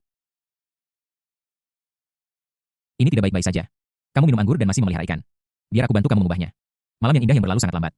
Keesokan harinya, sinar matahari pertama di pagi hari menyinari jendela dari lantai ke langit-langit kota kekaisaran dan memantul pada tempat tidur yang berantakan di ranjang bundar. Seorang anggota wanita Rose Hall mendorong pintu hingga terbuka dan melihat sekeliling pada kekacauan di kota kekaisaran. Dia berjalan ke kamar tidur dengan panik. Melihat wanita muda yang berbaring di bawah selimut dan jaket kulit hitam yang tergeletak di lantai. Hatinya tidak bisa menahan diri untuk tidak menegang. Nona. Suara wanita itu dipenuhi dengan kepanikan. Anda tidak melihat? Suara Qiu Jiwar dingin. Dia tertutup selimut, bersandar di kepala tempat tidur. Wanita itu mengangguk dengan cepat. Nona Yehe baru saja meninggalkan teratai jari ramping dan pergi dengan sekelompok pengawal Ye Lang. Mengingat kembali apa yang terjadi tadi malam, rasa malu dan amarah di hati Qiu Jiwar meledak seperti gunung berapi yang meletus. Sialan Ye Lang. Anak haram. Bajingan. Dia bahkan berpura-pura tidak bisa minum alkohol untuk menipunya dan membuatnya ceroboh. Bagaimana bisa ada pria tak tahu malu seperti itu di dunia ini? Yang dia inginkan hanyalah memanfaatkan nilai Ye Lang untuk membantunya meningkatkan kekuatan tempur Rose Hall. Tapi Ye Lang berpura-pura mabuk, membuatnya mabuk, dan memanfaatkannya saat dia mabuk. Bahkan ketika orang kepercayaannya berada tepat di depannya, Qiu Jiwar enggan memintanya untuk membantu. Bahkan ketika diminta untuk menyingkirkan kasur itu. Dia tidak bisa bertanya apakah dia diberi kesempatan lagi untuk memulai dari awal ketika Ye Lang akhirnya mulai berbicara tentang minum dari botol. Dia pasti tidak akan percaya omong kosong orang ini dan akan menghancurkan botol di kepalanya dengan kasar, benar-benar binatang buas. Pengalaman yang membuat frustrasi ini tidak diragukan lagi merupakan pukulan fatal bagi Qiu Jiwar. Menghancurkan seluruh harga dirinya menjadi debu kemarahan di hatinya tak terkatakan dia ingin menjepit pria bernama Ye Lang itu ke tanah dan memukulinya. Dan kemudian menginjak kepalanya beberapa kali tetapi dia tidak bisa melampiaskan amarahnya. Bab 39 Panen Besar. Tuan, Presiden ingin menyampaikan sesuatu padamu. Wanita dari Rose Hall mengeluarkan ponselnya tetapi dia tersenyum pahit dalam hatinya. Wanita tertua dan Presiden selalu berselisih satu sama lain, belum lagi bertemu satu sama lain, bahkan informasi kontak telepon mereka telah diblokir. Namun hari ini Presiden ingin bertemu dengan wanita tertua dan memintanya untuk menelepon secara langsung.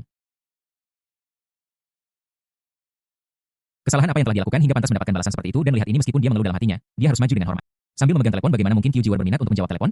Dia memutar matanya. Katakan saja aku sibuk dan tidak punya waktu. Wanita itu tersenyum pahit. Presiden mengatakan bahwa jika Anda menolak untuk menjawab telepon nona muda, dia akan datang menemui Anda secara pribadi.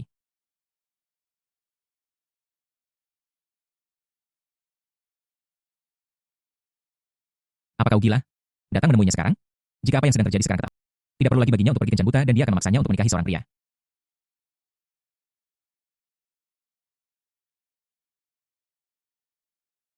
Tentu saja dengan cepat sebuah suara pria yang mantap datang dari ujung sana. Bagaimana kau berbicara dengan ayahmu seperti itu? Kamu bisa mendengarkan atau tidak? Jika kamu tidak mau memberitahuku, aku akan menutup telepon. Qiu Long mendengus dingin. Aku sudah mendengar tentang apa yang terjadi di markas tadi malam. Berkata dengan tidak senang, kamu harus berhenti mencampuri urusan keluarga. Bayi juga Ye Lang telah menyelamatkan orang-orang, jadi jangan ganggu dia lagi. Apa tidak akan menimbulkan masalah bagi Ye Lang? Qiu Jiwar amarahnya meledak lagi. Ini tidak mungkin menyelamatkan orang dari wilayahku sama dengan menamparku. Kamu tidak tahu malu, tapi Qiu Jiwar ingin masalah ini tidak bisa dibiarkan begitu saja. Dia tidak tahu mengapa ayahnya, yang biasanya tidak ikut campur dalam urusan orang lain, secara khusus mengingatkannya tentang masalah Ye Lang.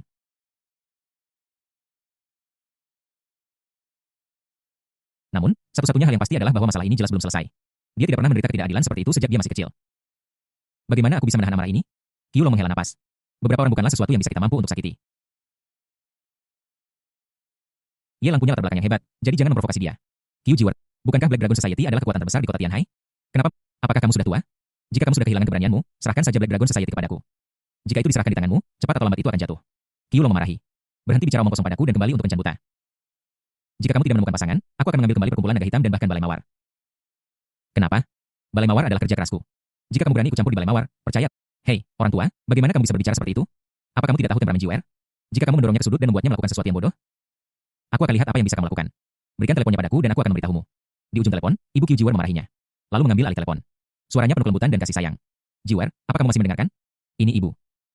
Kemarahan Qiu Jiwar banyak meredam. Fangcunya berkata dengan sungguh-sungguh, Jiwar, kamu sudah berumur 26 tahun ini. Kamu tidak muda lagi. Gadis-gadis lain seusiamu sudah punya 2 anak, tetapi bagaimana denganmu? Kamu bahkan belum punya pasangan, bagaimana orang tuamu tidak khawatir? Jiwar, dengarkan nasihatku, berhenti keluyuran di luar. Kembalilah, aku telah menemukan jodoh yang baik untukmu baru-baru ini. Dia tingginya 18 meter, berkulit putih, dan seorang siswa top yang belajar di luar negeri. Mendengar ini, Kyu Jiwar sangat terkejut. Tidak peduli seberapa teguhnya dia, tidak peduli seberapa berpengaruh kata-katanya di Rose Hall, dia tidak berdaya ketika menghadapi keluarganya, terutama omelan ibunya. Sambil menggetarkan giginya, dia berkata dengan keras kepala, tidak perlu siswa top, aku sudah punya pacar. Benarkah? Jiwar? Jangan berbohong padaku, Fang Chunya menjadi bersemangat di ujung telepon sana suara Qiulong terdengar sama-sama tanyakan siapa anak laki-laki itu. Kamu juga mengenalnya, dia adalah Yelang yang kamu takuti. Kyu Jiwar mencibir dalam hatinya, apakah kamu puas sekarang? Mustahil Qiulong menjawab telepon, bagaimana bisa Yelang terlibat denganmu, apakah dia tidak tahu latar belakang keluarganya? Kyu Jiwar marah, apa maksudmu, apa kau bilang aku tidak pantas untuk Yelang? Qiulong mengangguk, tentu saja aku tidak pantas untukmu. Tetapi karena kau mengatakannya, pasti ada alasannya. Apa yang terjadi? Snap telepon ditutup. Tidak, tepatnya, Kyu Jiwar bahkan menghancurkan ponselnya. Percakapan antara ayah dan anak itu gagal. Di sisi lain, Yelang yang suci seperti dewa telah kembali ke villa dan membuka perintah sistem. Dingplot telah berubah selamat kepada host karena mendapatkan nilai penjahat takdir 2000. Ding host telah menangkap Heroni. Kyu Jiwar selamat kepada host karena mendapatkan nilai penjahat takdir 50.000, 10006. Diam-diam memeriksa nilai Fate Villain yang telah tiba di akunnya, hati Yelang berdebar kencang. Kerja bagus. Jika kamu menjatuhkan seorang hero ini, nilai Villain Destiny MU akan meningkat sebesar 50.000. Dan selanjutnya 6, bukankah itu berarti nilai Villain dapat terus diproduksi nanti? Pembangunan berkelanjutan. Mendapatkan keberuntungan. Setelah mendapatkan sejumlah besar poin penjahat takdir, Yelang segera membeli beberapa pesona dari Mal. Dan tidak menggunakan sisanya. Dia berencana untuk mengumpulkan lebih banyak dan menggunakannya untuk meningkatkan kebugaran fisiknya setelah peningkatan kebugaran fisik selesai. Karakter Yelang usia 25, konstitusi 100, meningkatkan pesona 99, nilai penjahat takdir 42.500. Afinitas keterampilan LV 8, afinitas grup 80, keterampilan piano tingkat lanjut seni teh tingkat lanjut estetika tingkat lanjut mal buka. Pusat lotre dibuka, setiap lotre menghabiskan 100 poin penjahat takdir ransel sistem. Foto istri pemilik tanah Tisu King Feng, satu foto by J peralatan medis tingkat lanjut 1 meskipun hanya menambahkan sedikit pesona. Premisnya didasarkan pada 98, Yelang merasa seluruh tubuhnya sedang dibaptis oleh perasaan sejuk.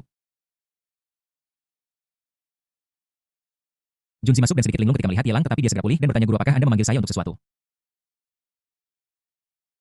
Yelang mengetuk sudut meja dengan jari-jarinya, senyum di wajahnya, bagaimana kesenanganmu tadi malam, apakah kamu mendapatkannya? Junzi menggosok telapak tangannya dan tertawa mengerti. Terima kasih kepada tuan muda, jika tidak aku tidak tahu kapan aku akan tertangkap. Harus kuakui, manajer Zhang benar-benar menarik. Ngomong-ngomong, tuan, Anda punya langganan bulanan di Xianxi. Jadi kita tidak bisa pergi ke sana setiap bulan. Aku sudah bicara dengan manajer Zhang tentang ini dan kita bisa pergi ke sana kapan saja, selama jumlah langganan melebihi 31. Yelang melambaikan tangannya dan berkata, kamu bisa menangani hal ini sendiri. Kamu tidak perlu melaporkannya kepadaku satu persatu. Semuanya sudah selesai. Kita masih harus melakukan apa yang perlu dilakukan. Aku punya beberapa markas perkumpulan Black Dragon di sini. Bawa anak buahmu dan hancurkan mereka.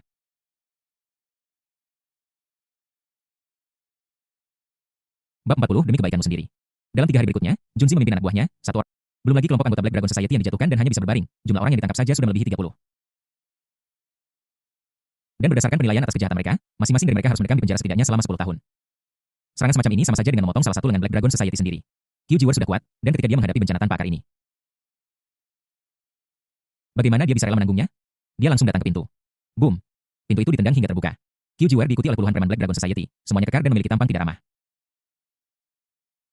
Ini adalah elit sejati dari Black Dragon Society yang telah melewati gunung pedang dan lautan api. Siapa di antara mereka yang tidak memiliki beberapa bekas luka mengerikan di tubuhnya? Aura itu saja sudah cukup untuk menakut-nakuti orang biasa. Dengan kata lain, Su Xiao Xiao sedang sibuk di panti asuhan akhir-akhir ini dan tidak ada di rumah. Jika tidak, dia pasti sudah ketakutan setengah mati setelah melihat adegan ini. Apa masalahnya? Kamu di sini, dan kamu membawa begitu banyak orang untuk melindungiku. Aku merasa sedikit malu. Yelang tersenyum dan melambai kepada Kyu Jiwar yang mengenakan gaun hitam. Jangan berdiri di sana. Masuk dan minum. Yelang, Kyu Jiwar berkata dengan dingin. Jangan terlalu tidak tahu berterima kasih. Apa kau tidak tahu kenapa aku menemuimu hari ini? Mengingat hubungan kita, apakah perlu bersikap begitu jauh? Yelang memutar matanya dengan kesal. Tidak perlu bagi kelompok orang yang kau bawa untuk masuk. Tunggu saja di luar. Tidak apa-apa jika kamu tidak ingin minum alkohol. Minum saja secangkir teh. Nona, sekelompok pengawal berteriak dengan keras. Melihat Yelang dengan mata tidak ramah, Kyu Jiwar mengerutkan kening dan melambaikan tangannya. Kalian tunggu di luar. Aku akan memanggil kalian jika ada apa-apa. Dia mengikuti Yelang naik ke lantai 2 dan tiba di ruang teh yang tenang. Yelang secara pribadi mencuci teko dan membilasnya dengan air. Menyeduh teh dan melakukan 12 langkah seni teh yang masing-masing sangat indah. Bersamaan dengan aroma gaharu yang lekat dan secangkir teh lonjing segar yang diseduh sebelum hujan. Keharuman yang tenang secara bertahap menenangkan dada Kyu Jiwar yang marah. Dia menatap Yelang yang sedang menyesap teh dengan tenang di seberangnya. Dan perasaan sedih di hatinya segera menekan ketenangan. Dialah yang menderita kerugian, tetapi bahkan sebelum dia bisa membalas, Yelang malah menyalahkannya. Bagaimana dia bisa rela menelan keluhan ini? Dia berkata dengan marah dan dingin, Yelang, kamu sudah keterlaluan. Aku bahkan belum menyelesaikan skor denganmu untuk apa yang terjadi malam itu, tetapi orang-orangmu benar-benar pergi menghancurkan tempat perkumpulan naga hitamku. Selama 3 hari berturut-turut, kamu menghancurkan 3 tempat perkumpulan naga hitamku. Apa kau berencana untuk berperang dengan perkumpulan naga hitamku? Yelang meletakkan cangkir itu dengan senyum di wajahnya. Saya tidak tertarik untuk berperang dengan perkumpulan naga hitam, tetapi bukan tidak mungkin untuk berperang denganmu.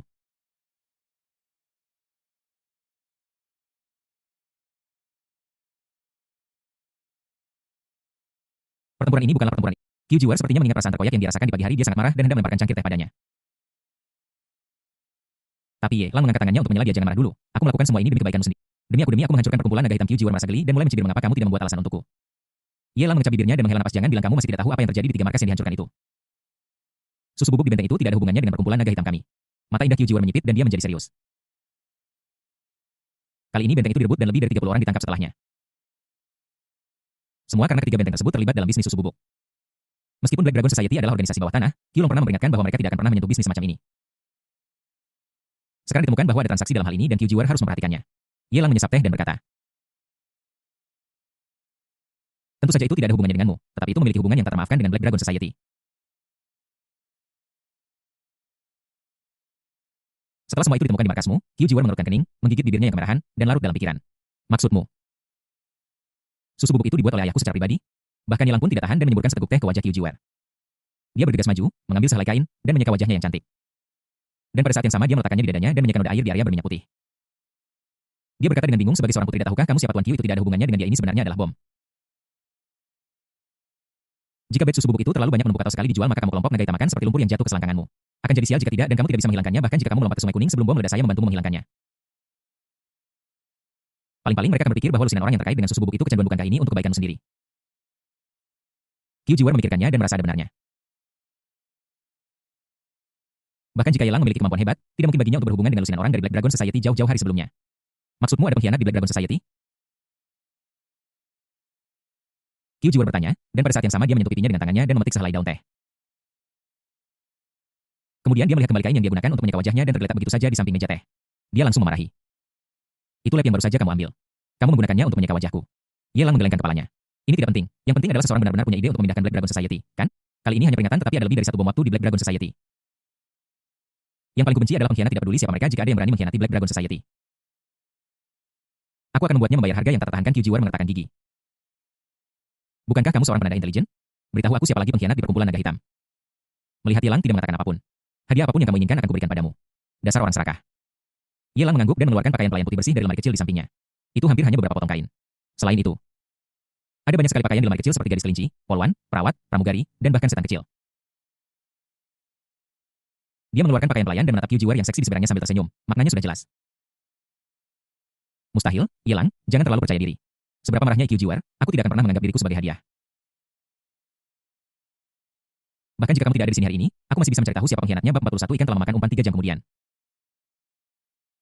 Ding selamat kepada tuan rumah karena mendapatkan nilai penjahat takdir 1002 Wang Tao Tianheng. Jika itu benar-benar seperti yang dikatakan Ye Lang, dan kamu berani mengkhianati Black Dragon Society, aku akan membuatmu membayar harga yang tidak mampu kamu bayar. Kyujiwar duduk di kursi belakang Mercedes-Benz hitam dengan perasaan sangat marah. Dari kedua orang ini, salah satunya adalah pemimpin publik Black Dragon Society. Dan terus terang, dia adalah perwakilan dari pencucian uang saat ini. Yang lainnya adalah kepala aula Black Dragon Society seperti Kyujiwar. Dia bertanggung jawab atas Fighting Soul Hall, yang merupakan salah satu dari 3 aula utama Black Dragon Society. Tidak peduli betapa curiganya Ren Kyujiwar, dia tidak berani mengarahkan pandangannya pada kedua orang ini. Tapi sekarang, setiap kata Ye Lang penuh dengan kebijaksanaan dan menyentuh hati. Bahkan latar belakang keluarga kedua orang ini dan jumlah suap yang mereka terima diketahui dengan jelas. Apalagi yang tidak mungkin? Setelah investigasi pribadi selesai, dia akan menanganinya secara langsung. Kehilangan kedua jenderal ini sama saja dengan perkumpulan Black Dragon memotong lengannya sendiri.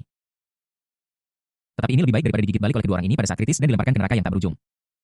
Tidak lama setelah Kyujiwar pergi, Ye Lang menerima telepon dari MU Yuan. Dari mana kamu mendapatkan formula untuk pil kecantikan itu? Kata-kata MU Yuan penuh keterkejutan di telepon. Dia hampir tidak percaya bahwa pil kecantikan yang dibuat sesuai formula begitu ampuh.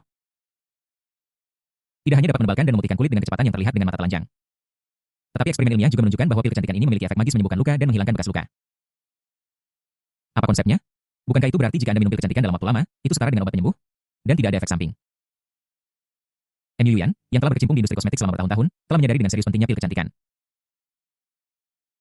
Jika pil kecantikan ini diluncurkan, itu pasti akan menyebabkan hiruk-pikuk pengejaran di pasar. Nilai dan prospek masa depannya tidak terbatas. Tidak masalah dari mana asalnya. Yang penting adalah apakah Anda telah mencairkannya. Sejauh mana itu dapat diklasifikasikan sebagai produk kosmetik dengan produk. Ye Lang terlalu malas untuk memikirkan alasan dan memutuskan untuk tidak mengatakan apa-apa. Dia tidak bisa memberitahu MU Yuan bahwa benda ini adalah produk berkualitas tinggi yang dihasilkan oleh sistem kan? MU Yuan berkata, kami hanya mengerjakannya 50 kali dan efeknya jauh melampaui masker pemutih terbaik di pasaran. Produk semacam itu tidak boleh diluncurkan karena akan menyebabkan kekacauan di pasar. Harga tidak dapat ditetapkan secara sembarangan dan pengujian lebih lanjut diperlukan untuk mendapatkan rasio pengenceran yang paling akurat 50 kali. Ye Lang menarik napas dalam-dalam. Dia telah mengencerkan formula yang dia berikan kepada Mu Yuyan 100 kali. Bukankah itu berarti formula asli dalam sistem diencerkan 5.000 kali? Efek ini jauh lebih baik daripada masker terbaik di pasaran. Anda harus tahu bahwa masker wajah dibagi menjadi beberapa tingkatan. Ada versi populer yang harganya beberapa dolar per buah, tetapi ada juga versi kelas atas yang harganya ribuan atau bahkan puluhan ribu dolar. Esensi yang terkandung dalam masker tersebut tidak kalah berharganya dari bahan-bahan obat berharga dalam formula. Sepertinya pil kecantikan yang akan diluncurkan di masa depan akan menjadi alat penghasil uang yang sangat besar. Mu Yuyan sedikit bersemangat. Saya berencana untuk membuat ringkasan terpusat berdasarkan produk-produk utama di pasar. Dan kemudian mengandalkan eksperimen tim RD untuk mengklasifikasikan formula ke dalam 3 harga yang berbeda. Kelas atas, kelas menengah, dan kelas bawah sesuai dengan pengenceran yang berbeda dan meluncurkannya untuk dijual. Di telepon, Mu Yuyan terus mengoceh. Sangat bersemangat, dan berbicara seperti orang yang banyak bicara. Tidak ada cara lain. Sudah beberapa tahun sejak Mu Yuyan meninggalkan Yanjing untuk memulai bisnisnya sendiri di Tianhai. Namun, selama periode ini, meskipun dia hampir tidak bertahan hidup di atas aset keluarganya. Tidak peduli betapa arogannya dia hanya menghasilkan laba bersih puluhan juta atau paling banyak ratusan juta. Dia pernah berpikir bahwa dia telah menghabiskan banyak tenaga dan sumber daya material untuk meletakkan fondasi dalam beberapa tahun terakhir. Selama dia terus berkembang dengan mantap, keuntungan setiap tahun akan lebih dari 100 juta. Dan bahkan di dalam keluarga tidak ada lagi yang akan bergosip tentangnya. Tapi sekarang, melihat prospek besar dari pil kecantikan itu, Mu Yuyan merasa bahwa selama pil kecantikan itu diluncurkan, itu pasti akan meledak di pasaran. Jika ada anggota keluarga yang berani bergosip tentang mereka, ibu dan anak, mereka akan ditampar wajahnya. Tidak mungkin untuk tidak bersemangat. Mu Yuyan terdiam sejenak, lalu bertanya dengan gugup, Ye Lang, bagaimana kamu akan mengalokasikan produksi dan penjualan pil kecantikan? Ye Lang menjawab dengan santai, bagaimana lagi kita bisa mendistribusikannya? Muren International memiliki tim penelitian dan pengembangan serta saluran penjualan yang sudah ada. Ini tidak bisa dibangun dalam semalam. Mengapa saya harus repot dengan itu jika sudah ada? Semua produksi dan penjualan pil kecantikan diserahkan kepadamu dan aku hanya akan bertanggung jawab untuk mengumpulkan uang.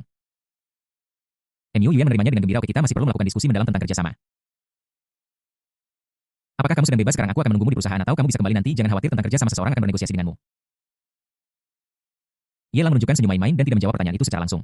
Selama 3 hari, tidak ada kontak antara dia dan Mu Yuyan. Dia melakukannya dengan sengaja, tetapi bagaimana dengan Mu Yuyan? Apakah dia benar-benar sibuk dengan pengenceran pil kecantikan? Omong kosong. Itu adalah pekerjaan tim RD. Mu Yuyan hanya perlu memeriksa laporan RD. Dia menunggu 3 hari sebelum datang menemuinya dan tidak menyebut. Apakah dia terlalu sibuk untuk mengingat atau sengaja tidak menyebutkan kontrak itu? Mu Yuyan di ujung telepon masih berusaha mencari topik untuk dibicarakan dan sepertinya tidak berniat untuk menutup telepon. Tetapi Ye Lang mencari alasan dan menutup telepon. Pada saat yang sama di luar negeri, di sebuah suite presiden mewah. Ye Feng, dengan wajah tabah, menyalakan sebatang rokok dan mengembuskan asap. Setelah beberapa lama, dia perlahan menatap pria di bawahnya dan berkata dengan acuh tak acuh, "Ada apa?" Pria yang memancarkan aura membunuh itu berbicara, "Tuan, orang-orang kami disergap di Kongo. Ini ada hubungannya dengan pejabat tinggi setempat. Mereka dikhianati." Grup tentara bayaran serigala darah terkenal di medan perang tentara bayaran di luar negeri dan sering menerima undangan untuk bertarung di berbagai tempat. Kali ini tim yang menuju Kongo disergap bahkan sebelum berangkat dan memasuki medan perang. 5 orang tewas dan jumlah korban melebihi 20. Biarkan elang darah kembali dan biarkan iblis darah pergi. Ekspresi Ye Feng tetap tidak berubah, tetapi kata-katanya dipenuhi dengan aura membunuh yang sangat kuat. Tidak peduli siapapun itu, siapapun yang menyentuh serigala darahku harus membayar harganya. Tidak peduli apakah dia seorang pejabat tinggi di Kongo atau seorang pemimpin. Biarkan serigala darah menggantung kepala majikan kita yang mengkhianati kita di pasar gelap dan beritahu seluruh dunia tentara bayaran bahwa ini adalah harga untuk mengkhianati serigala darah. Ye Feng berhenti sejenak dan melanjutkan, mulai besok saya akan pergi sementara. Suesha akan mengambil alih semua urusan grup tentara bayaran serigala darah. Saat saya tidak ada di sini, Suesha akan menjadi pemimpin serigala darah. Kata-katanya tidak bisa dipertanyakan dan satu-satunya perintah adalah mematuhi. Ini adalah aturan besi serigala darah. Orang-orangnya perlahan meninggalkan ruang kepresidenan. Ye Feng mendongak lampu neon di luar jendela dengan sedikit kesedihan di wajahnya. Entah kenapa selama periode waktu ini dia selalu memiliki perasaan yang tidak dapat dijelaskan. Seolah-olah dia telah kehilangan banyak hal, tetapi ketika dia ingin menelusurinya, dia tidak dapat menemukannya. Itu adalah perasaan yang tidak dapat dijelaskan ini. Serta tuduhan dari Su Xiaoxia yang membuatnya memutuskan untuk mengubah rencananya dan kembali ke Tiongkok lebih awal bab 42 krisis Bairuyu. Ye Lang sudah membuat pengaturan dalam benaknya untuk kepulangan Ye Feng dan Junzi serta yang lainnya menaruh perhatian besar pada masalah ini. Kapanpun asalkan Ye Feng mendarat di kota Tianhai, berita itu akan sampai ke telinga Ye Lang. Namun Ye Lang tidak punya energi untuk memperhatikan masalah ini saat ini. Setelah menerima laporan Junzi dan mengetahui bahwa Bairuyu mengalami kecelakaan di perusahaan, dia segera bergegas ke villa. Tangkap Bairuyu dalam satu gerakan di dalam villa, kedua saudara perempuan, Bairuyu dan Bai Xiaoyun, berkumpul bersama dan saling menyeka dengan pembersih wajah. Ada apa? Ye Lang masuk dari luar dengan senyum di wajahnya. Kakak. Ketika Bai Xiaoyun melihat Ye Lang, bintang-bintang kecil berkelip di matanya yang besar. Dia ingin bergegas mendekat, tetapi ketika dia menundukkan kepalanya dan melihat adiknya yang diam-diam sedih, dia hanya bergumam dengan penuh semangat dan tidak bergerak untuk pergi. Bairuyu mendongak lemah dan mencibir pada dirinya sendiri, bukankah kau seorang pengusaha intelijen? Apakah kau perlu bertanya padaku tentang apa yang terjadi di perusahaan? Ye Lang berjalan ke sisi dan menyilangkan kakinya. Memang benar bahwa aku seorang pengusaha intelijen. Dan aku juga tahu bahwa ada banyak celah di perusahaan keluarga Bai seperti dugaan penyalahgunaan dana publik. Dan beberapa orang menunjuk jari ke arahmu dan ingin mengambil kesempatan untuk menyingkirkanmu. Tapi aku tidak tahu, menghadapi situasi ini, kamu tidak punya cara untuk menghadapinya. Ekspresi hilang Bairuyu berubah dingin. Dia hanya bertanya dengan santai. Tapi dia tidak menyangka bahwa Yelang tahu apa yang baru saja terjadi di perusahaan, tetapi setelah tenang beberapa saat, aku merasa lega kembali. Jaringan koneksi Yelang sangat luas, dengan begitu banyak informan dan mata-mata sehingga dia bahkan tahu lokasi di mana saudara perempuannya diculik. Tidak mengherankan jika dia mendapatkan informasi tentang apa yang terjadi di perusahaan. Dia menggelengkan kepalanya dengan getir. Sekarang perusahaan tidak mengizinkan saya untuk terlibat. Mereka bahkan mengancam akan melaporkan saya. Saya tidak punya koneksi sama sekali. Solusi lain apa yang ada? Bahkan jika dia tidak melakukannya. Dia tahu pasti ada sesuatu yang mencurigakan. Tapi orang-orang tua di perusahaan itu bahkan tidak memberinya kesempatan untuk melakukan apapun. Bagaimana dia bisa membela diri? Semua informasi itu telah diblokir. Bagaimana dia bisa membuktikan bahwa dia tidak bersalah? Jangan cemas. Walaupun aku sangat menginginkanmu, suara Yelang terhenti sejenak dengan makna yang tak dapat dijelaskan sebelum para saudari itu dapat bereaksi. Dia melanjutkan, aku ingin kau melakukan sesuatu untukku, tapi tidak saat ini. Aku juga tidak ingin melihat ratu bisnisku di masa depan dalam keadaan dekaden seperti itu. Klik. Dia dengan santai melemparkan setumpuk informasi di atas meja kopi dan mengangguk ke arah Bai Ruyu. Lihat di sini adalah informasi tentang agen rahasia di perusahaan, serta beberapa detail spesifik dari kasus ini. Dengan informasi ini, Anda tidak perlu menghabiskan lebih banyak energi untuk membuktikan bahwa Anda tidak bersalah. Bai Ruyu disingkirkan di perusahaan, yang merupakan kejadian alami dalam plot.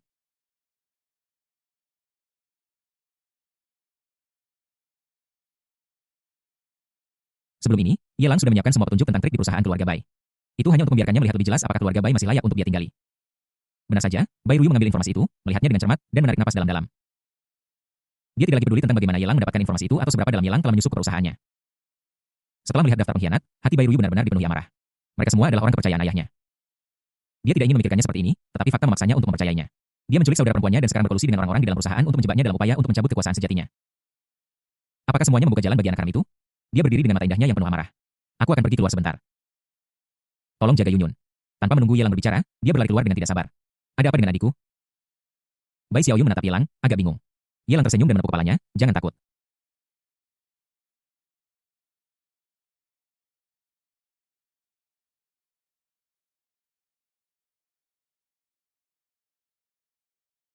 Yelang, tidak akan terjadi apa-apa. Bahkan jika langit runtuh, aku akan menahannya untukmu. Kakak yang terbaik. Bai Xiaoyun memeluk leher Yelang dengan emosi dan membenamkan kepalanya. Namun, ketika digunakan oleh Bai Xiaoyun, kekuatan penghancurnya sangat mencengangkan. Tidak hanya menangkap penglihatannya, tetapi juga indera penciumannya. Sampai dia dibebaskan, aroma samar masih melekat di depan hidung Yelang. Merasa lelah mental, Bai Xiaoyun berbaring di pelukan Yelang dan bertingkah genit untuk sementara waktu. Lalu dia merasa mengantuk.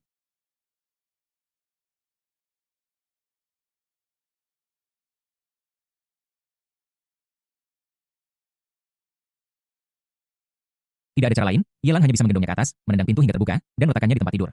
Ketika mereka hendak pergi. Sebelum Yelang tiba, meskipun dia telah menghibur adiknya, Bai Xiaoyu meraih lengan Yelang dan berkata dengan suara lemah, kakak, jangan pergi, jangan tinggalkan aku, oke? Dia sekarang merasa sangat tidak aman.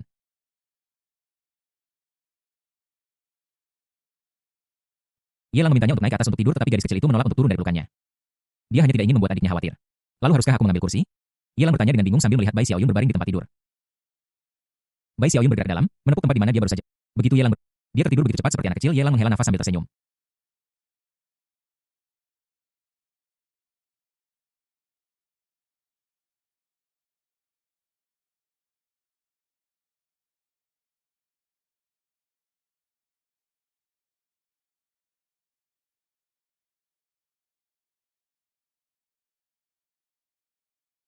Dia sudah memiliki penampilan yang begitu cantik. Dalam mimpi, Bai Xiaoyun tidak tahu apa yang dilihatnya. Sebagai adik perempuan, dia tidak berdaya dan hanya bisa menelan keluhan di hatinya dan tidak berani mengungkapkannya. Jika tidak, kakaknya yang sudah terluka akan merasa tidak enak karena dia. Itu bukanlah yang bab 43 obrolan malam seperti giok malam yang larut ini sangat sulit untuk ditanggung. Sedemikian rupa sehingga Yelang berada dalam kesusahan yang ekstrim.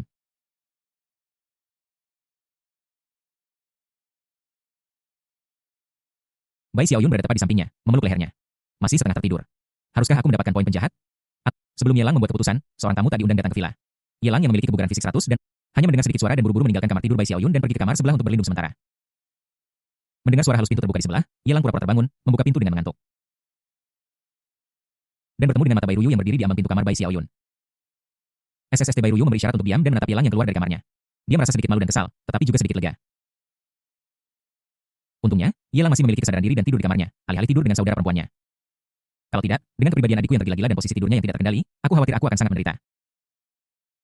Emery, ayo turun dan bicara, Bai Ruyu berbisik, menunjuk ruang tamu di bawah. Yelang mengangguk, dan mereka berdua berjalan satu demi satu ke ruang tamu villa.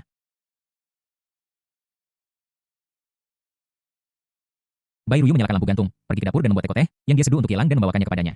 Dia berkata dengan penuh, Tuan Ye, masalah hari ini berkat Anda, kalau tidak, saya tidak tahu masalah macam apa yang akan saya hadapi. Yelang menyesap teh, wajahnya tidak merah dan napasnya tidak tersengal, seolah-olah bukan dia yang baru saja tidur di ranjang Bai Xiaoyun. Dia berkata dengan tenang, tidak perlu berterima kasih, bagaimana kamu menanganinya. Bai Ruyu menggigit bibirnya. Meskipun Bai Ruyu hanyalah seorang wanita mereka yang bisa berkarir di dunia bisnis bukanlah pengecut. Modal itu tidak berdarah namun darah sangat diperlukan dalam proses akumulasi modal.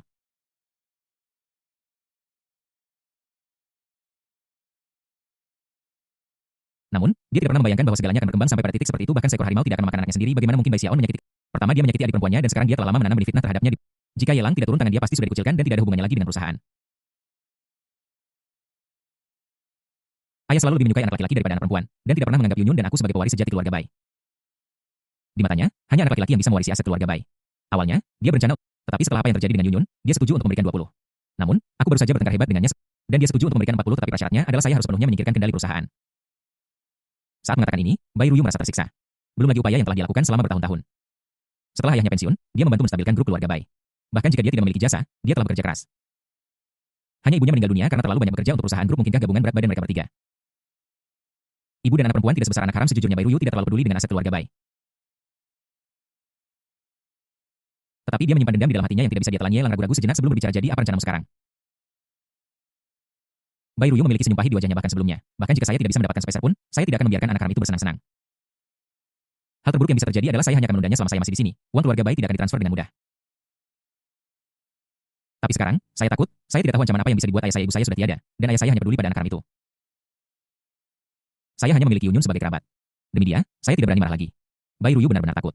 Jika fakta-fakta tidak diungkapkan di hadapannya, dia benar-benar tidak percaya bahwa ayahnya akan menempatkan Yunyun dalam situasi berbahaya seperti itu demi seorang anak haram. Dia benar-benar tidak berani marah lagi karena takut akan mengakibatkan sesuatu yang akan menyakiti adiknya. Tuan muda Ye. Bai Ruyu menyingkirkan kesedihannya dan menatap Yelang. Aku sangat berterima kasih padamu atas apa yang terjadi hari ini. Aku tidak pernah menyangka bahwa ayah kandungku akan melakukan hal yang begitu tidak berperasaan suatu hari nanti. Bai Ruyu menggigit bibirnya dan berkata, aku setuju dengan apa yang kamu usulkan terakhir kali. Aku bersedia mengambil alih perusahaanmu dan menjalankannya untukmu. Bahkan jika kamu tidak ingin menyerahkan sahamnya ke orang lain, aku akan menerimanya. Keluarga Bai. Ayahnya telah melakukan hal yang begitu kejam. Apalagi yang perlu dia tegaskan atau fantasikan? Apakah aku harus menunggu ayahku datang dan meminta maaf kepadaku? Mungkinkah itu? Itu hanya angan-angan. Di hati ayahnya, dia sama sekali tidak peduli dengan kedua putrinya, dan dia bahkan tidak memiliki kepercayaan dasar. Daripada mempercayai ayah yang jahat seperti itu, dia lebih baik mempercayakan masa depan kedua saudara perempuannya kepada Yelang. Setidaknya, sampai sekarang, Yelang belum melakukan sesuatu yang membahayakan kedua saudara perempuannya. Bahkan karena Yelanglah saudara perempuannya lolos dari tempat berbahaya itu. Tuan Ye, mulai sekarang, saya, Bai Ruyu, tidak akan pernah melakukan apapun yang mengecewakan perusahaan. Saya bersedia memberikan segalanya untuk perusahaan. Saya bersedia menerima harga berapapun. Bai Ruyu menatap Yelang dengan serius, dan sorot mata indahnya menjadi aneh, bahkan termasuk diriku sendiri. Tidak ada yang tahu apa yang ada di benaknya saat ini atau mengapa dia mengatakan ini. Berikan Yelang sedikit kepastian sehingga dia akan memiliki semangat juang untuk terus melindungi kedua saudara perempuan. Atau karena putusnya hubungan dengan ayahnya yang menyebabkan gangguan mentalnya. Atau karena Yelang memberinya kepercayaan dan energi tanpa batas sehingga dia ingin bergantung padanya. Ruyu, apa kamu serius? Yelang tidak memikirkan alasan apapun dari ini. Dia hanya membuka mulutnya lebar-lebar, agak terkejut. Dia benar-benar tidak menyangka bahwa Bai Ruyu, yang telah kembali sebenarnya akan mengucapkan kata-kata ini atas inisiatifnya sendiri menolak kecuali dia bodoh. Yang dia tahu hanyalah dia merasa tercekik di kamar Bai Xiaoyun barusan karena Bai Ruyu telah berbicara, akan sulit baginya untuk menolak. Ding tuan rumah telah menaklukkan Herone Bai Ruyu selama kepada tuan rumah karena telah memperoleh nilai penjahat takdir 50,000.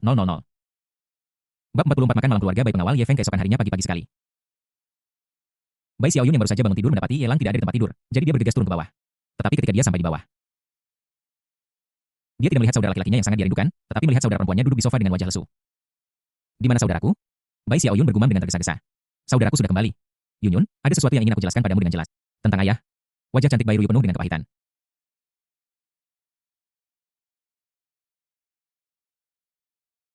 Ketika aku mengucapkan kata, ayah, rasanya seperti hatiku dipanggang di atas api dan dipotong dengan pisau tumpul. Bai Xiaoyun melangkah maju duduk di sofa memegang lengan saudara perempuannya dan berbisik. Aku tahu segalanya, kakak kalian berdua bertengkar terlalu keras. Aku mendengar semuanya. Tidak apa-apa, kakak, aku akan selalu ada untukmu. Dan aku akan selalu ada untukmu. Saudaraku. Bai Xiaoyun menggerakkan tubuhnya dan perlahan berjalan ke arah Bai Ruyu. Dia mengulurkan tangan untuk menyeka air matanya dan bertanya, kakak, jangan sedih. Ok Yunyun. Bai Ruyu sedikit kewalahan. Dia tidak pernah menyangka bahwa adiknya yang selalu polos bahkan tahu tentang anak haram itu. Poin utamanya adalah dia berpura-pura tidak tahu apa-apa. Dia pasti merasa sedih di dalam hatinya. Benar. Aku hanya takut menyebabkan masalah untuknya, jadi aku menyimpan semua keluhanku untuk diriku sendiri dan tidak mengatakan apapun. Bai Ruyu dengan gembira memeluk adiknya dan berkata dengan sedih, Yunyun, ibu meninggalkan kita dan ayah tidak menginginkan aku karena anak haram itu. Kamu adalah satu-satunya kerabatku sekarang, tolong jangan tinggalkan aku di masa depan. Oke. Bai Ruyu mungkin masih menekan keluhannya di dalam hatinya di depan Yelang. Namun, di depan saudara perempuannya yang memiliki hubungan darah dengannya, dia mengeluarkan semua perasaannya tanpa meninggalkan jejak sedikit pun. Dia juga seorang gadis, hanya beberapa tahun lebih tua. Tidak hanya dia harus menghadapi para senior yang berpikiran kuno di grup itu.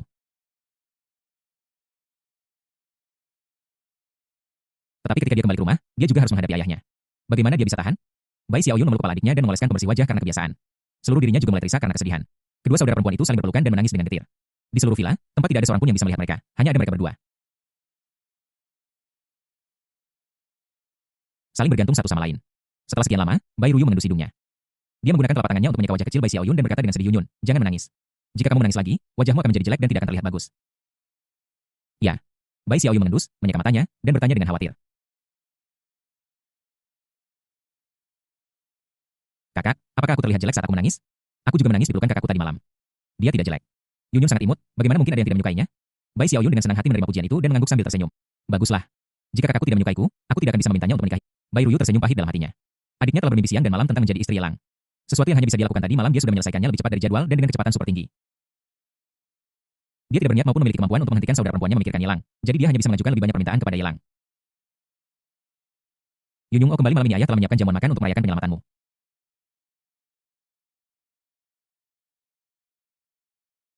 Dia juga telah menyewa seorang pengawal tingkat tinggi dari luar negeri dengan harga tinggi. Anda adalah Tuan Bai Xiao. Tidak, aku tidak ingin bertemu dengannya. Apalagi kepribadian Bai Xiaoyun. Di mana emosinya terlihat jelas di wajahnya. Bahkan seorang gadis yang penuh tipu daya pun secara tidak sadar akan menolak jika menghadapi situasi. Kamu adalah orang yang diculik. Oh, sekarang setelah kamu diselamatkan oleh orang lain, kamu malah mengadakan pesta perayaan? Bagaimana bisa ada ayah yang tidak tahu malu seperti itu? Bai Ruyu menyentuh kepala adik perempuannya, menghiburnya, dan berkata dengan lembut dan persuasif, Yunyun. Beberapa hal hanya diketahui di dalam hatimu tidak perlu membuat segalanya menjadi canggung. Hal terburuk yang bisa terjadi adalah kamu bisa mengutuknya sebagai orang jahat beberapa kali lagi di dalam hatimu. Selain itu, kakakmu Yelang juga akan hadir di perjamuan malam ini. Mata Bai Xiaoyun berbinar, lalu dia cemberut karena marah. Begitukah? Kalau begitu aku akan kembali, tapi aku tidak akan berbicara dengan ayah yang jahat itu. Di kompleks keluarga Bai, hampir semua selebriti di kota Tianhai datang untuk menunjukkan dukungan mereka karena undangan Bai Xiaon. Bahkan jika mereka memiliki urusan penting untuk dihadiri, mereka akan meminta anggota keluarga untuk datang atas nama mereka atau membuat pengaturan terlebih dahulu. Meskipun Bai Xiaon lebih menyukai anak laki-laki daripada anak perempuan, memiliki anak haram, dan mengatur seseorang untuk menculik putrinya sendiri. Status Bai Xiaon di kota Tianhai masih cukup penting. Jenis yang sangat penting. Selain itu, Bai Xiaon sangat tradisional dan jarang mengadakan perjamuan di kompleksnya sendiri, yang menunjukkan betapa megahnya acara ini. Di perjamuan, Bai Ruyu hadir dengan gaun mewah dengan rok ungu panjang yang menyapu lantai. Sosoknya yang bergoyang dan setiap gerakannya menarik perhatian banyak rekan pria. Bai Xiaoyun mengenakan gaun putri berwarna putih bersih. Yang memiliki busur besar di area dada, membuatnya sangat menarik perhatian. Di usia yang begitu muda, dia sudah memiliki pikiran yang begitu luas. Apa yang akan terjadi jika dia beberapa tahun lebih tua? Melihat sepasang paha proporsional yang mengenakan sepatu kristal dan dibungkus dengan stocking putih. Gaya lolitong yang juru memang telah menarik banyak pengikut.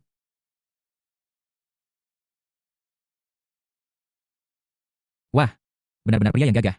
Siapa pria ini? Kenapa aku belum pernah melihatnya sebelumnya? Ya Tuhan, apa yang terjadi di kota Tianhai baru-baru ini? Pria-pria tampan muncul satu demi satu. Siapa juga yang mau dengan muda brengsek? Banyak wanita sosialita memperhatikan pria muda yang sedang menyesap anggur merah di sudut. Matanya melankolis dan sedikit dingin yang membuat orang tidak bisa tidak tertarik dengan matanya. Misteri Feng Kanyu atas kebaikan Anda karena bersedia menjadi pengawal saudara perempuan saya. Bai Ruyu berjalan mendekati pemuda mengangkat gelas anggur merah dan menyesapnya. Bai Xiaoyun yang berdiri di sampingnya. Juga memiliki sedikit kejutan yang terpancar di mata berairnya yang besar berdasarkan pengalaman Bai Xiaoyun selama bertahun-tahun sebagai seorang fangir. Ini adalah pria tampan lainnya. Tentu saja, seorang fangir kecil yang sudah mengidentifikasi seseorang hanya akan kagum dan tidak akan mengambil tindakan lain apapun. Jika tidak, dia seharusnya bukan seorang fangir tetapi seorang penipu. Bab 45 pertanyaan Ye Feng. Ye Feng memiliki senyuman di bibirnya dan tatapan menggoda di matanya saat dia melirik sepasang saudara perempuan tanpa meninggalkan jejak. Mereka memang pantas disebut sebagai saudara perempuan terbaik. Tidak peduli sosok atau penampilan mereka, semuanya di atas 95 poin. Setelah berada di luar negeri selama bertahun-tahun, dia terbiasa dengan tubuh wanita Eropa dan Amerika yang besar. Ketika dia melihat kecantikan Tiongkok kelas atas yang anggun dan ramping ini, dia tidak bisa menahan diri untuk tidak tergerak. Suatu kehormatan menjadi pengawalmu. Saya sudah mendengar dari Tuan Bai tentang masalah Nona Yunyun. Hal semacam ini tidak akan pernah terjadi lagi. Selama saya di sini, saya tidak akan pernah membiarkan kedua wanita itu menderita kerugian apapun. Hanya dengan satu kalimat, Ye Feng membawa keduanya di bawah perlindungannya. Tentu saja, dengan keterampilan dan kemampuannya, bahkan di negara ini. Bahkan tanpa dukungan dari grup tentara bayaran serigala darah. Tapi terus kenapa? Dia ingin melindungi dua wanita, jadi apalagi yang perlu dikhawatirkan? Ini, Bai Xiaoyun menatap Ye Feng dengan mata indahnya yang besar dan bertanya dengan curiga. Apakah kamu juga akan melindungiku? Tapi aku sudah punya saudara laki-laki, jadi mengapa kamu tidak bertanggung jawab untuk melindungi adikku saja, oke? Saudara Ye Feng bingung. Anda punya saudara laki-laki ya? Saudara laki-laki saya yang menyelamatkan saya setelah saya diculik. Ada cahaya di mata Bai Xiaoyun ketika dia berbicara tentang Yelang, meskipun menurutnya Ye Feng juga sangat tampan jika boleh jujur. Tetapi dibandingkan dengan saudara laki-lakiku, itu bukan apa-apa. Meskipun gadis kecil itu sedikit fangir sekali, dia menetapkan pikirannya pada seseorang. Dia sangat keras kepala. Bukannya dia membenci Ye Feng, tetapi Bai Xiaoyun berpikir bahwa jika dia membiarkan Ye Feng melindunginya,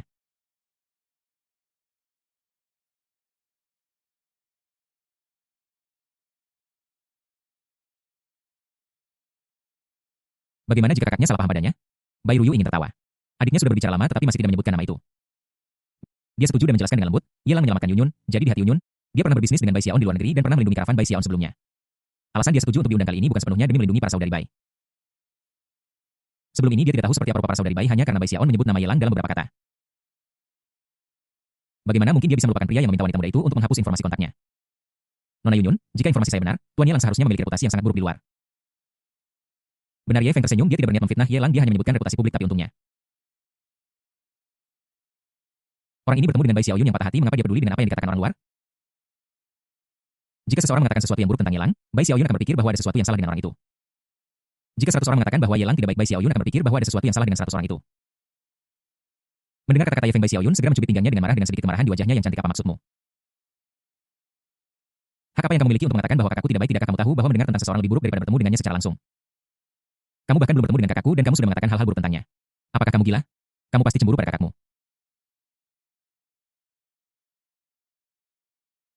Benar. Pasti itu masalahnya.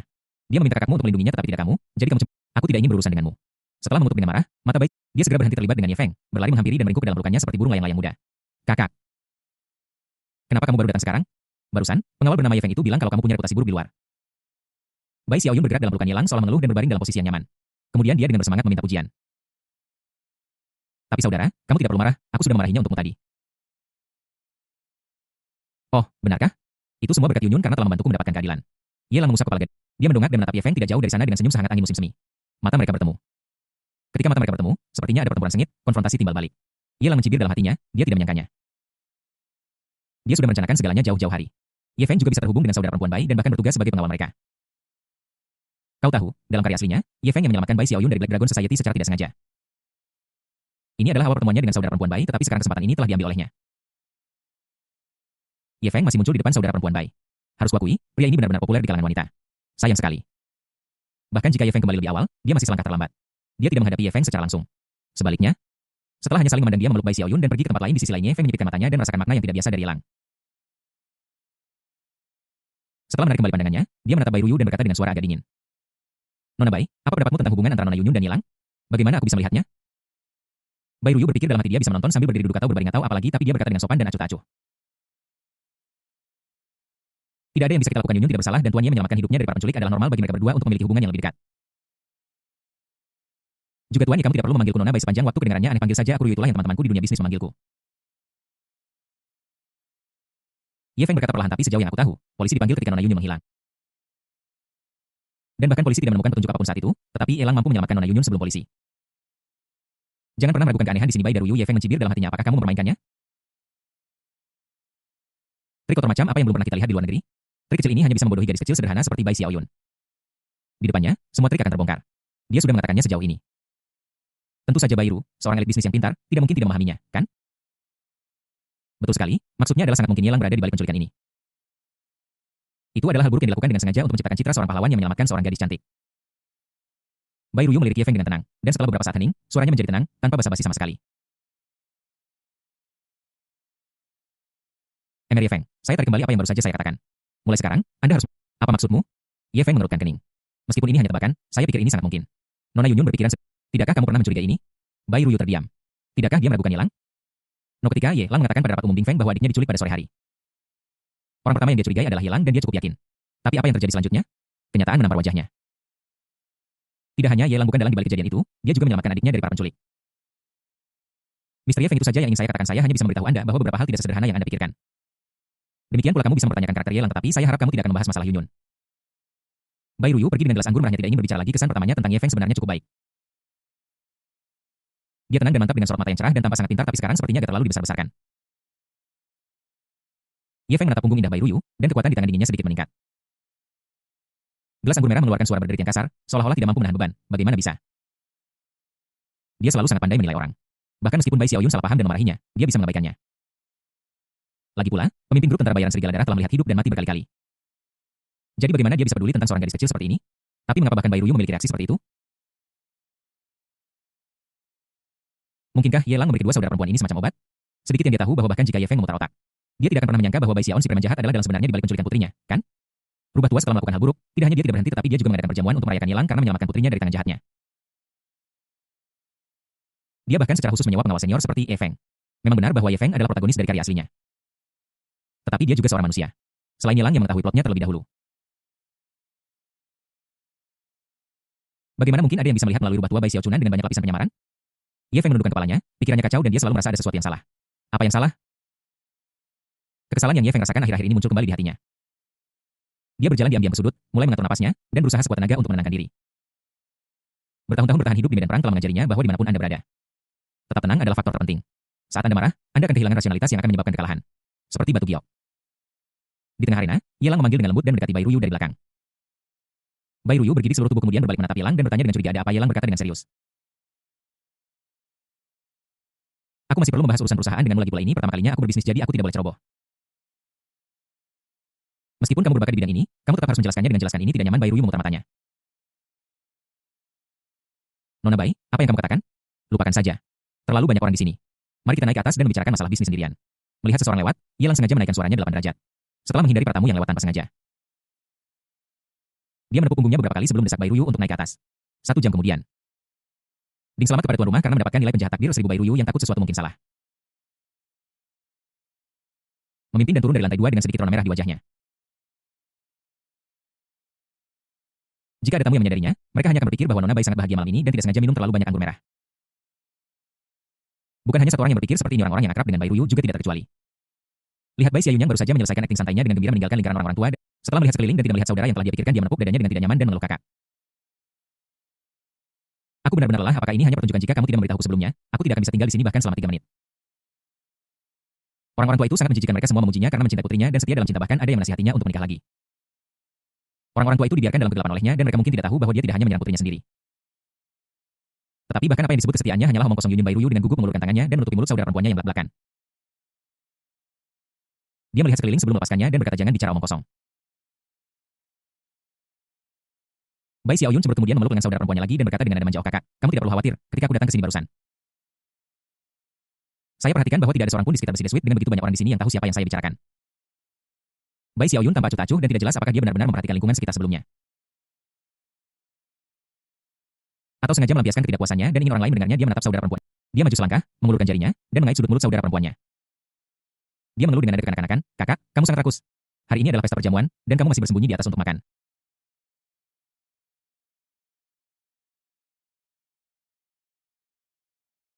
Apa ini? Biar aku mencobanya. Saat dia mengatakan ini, dia hendak diam. Jangan makan sembarangan. Bai Ruyu dengan cepat meraih tangan adiknya. Dia sedikit khawatir tentang adiknya yang rakus dan bahkan menyeka sudut mulutnya dengan tangannya.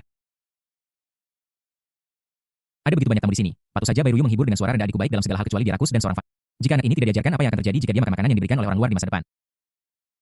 Yuan Yunyun, kalian juga ada di sini, sungguh kebetulan. Ye Lang berjalan turun dari atas dengan ekspresi bangga di wajahnya. Ketika dia melihat kedua saudara itu berdiri di tangga, dia menyapa mereka seolah-olah itu adalah kebetulan. Bagaimana Bai Xiaoyun tahu apa yang baru saja terjadi?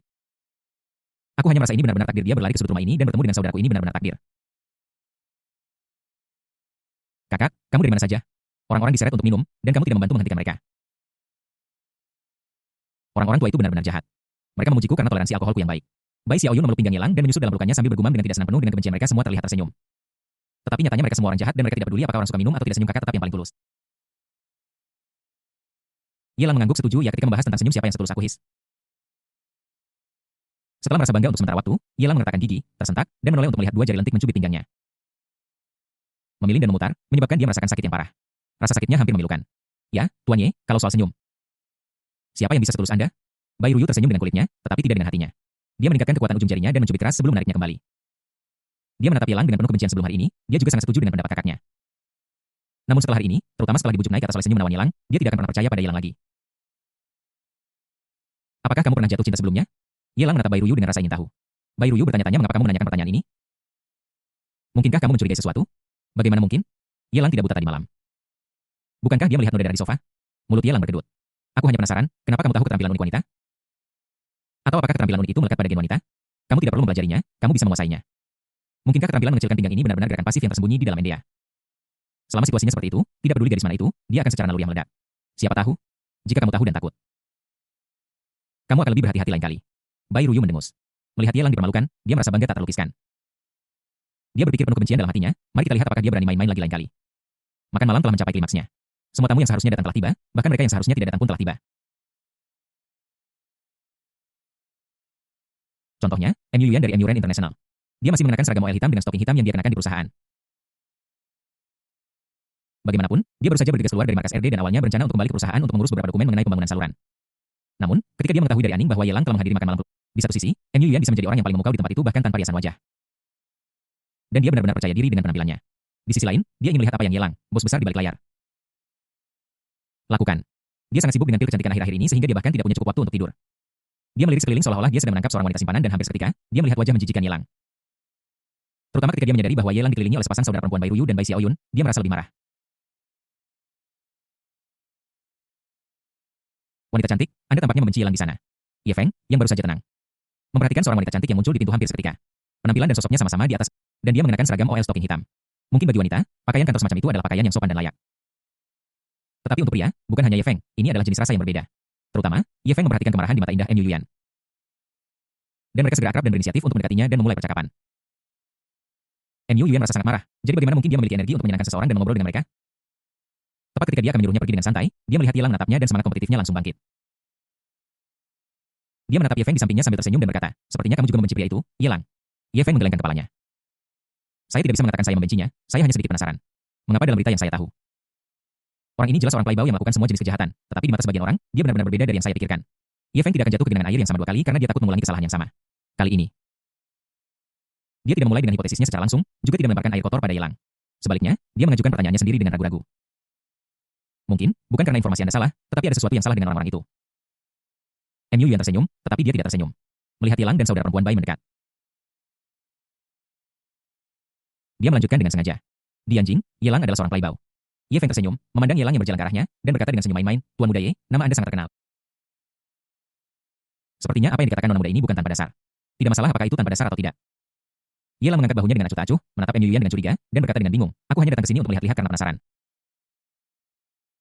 Sepertinya kalian berdua tampak mengobrol dengan gembira. Bab 48 batalkan pertunangan, puaskan kamu. Datang dan lihat-lihat.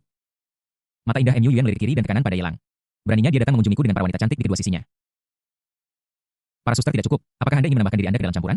Sekarang setelah Anda melihatnya, apakah Anda puas?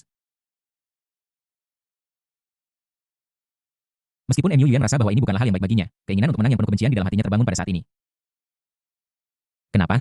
Kenapa Yelang bisa begitu dekat dengan para suster baik padahal itu jelas masih dalam lingkup kontrak, tetapi dia harus sendirian? Siapa yang membuat prinsip? Mungkinkah wanita yang sangat cantik dengan stocking hitam dan seragam OL ini memiliki hubungan yang tidak jelas dengan Yelang?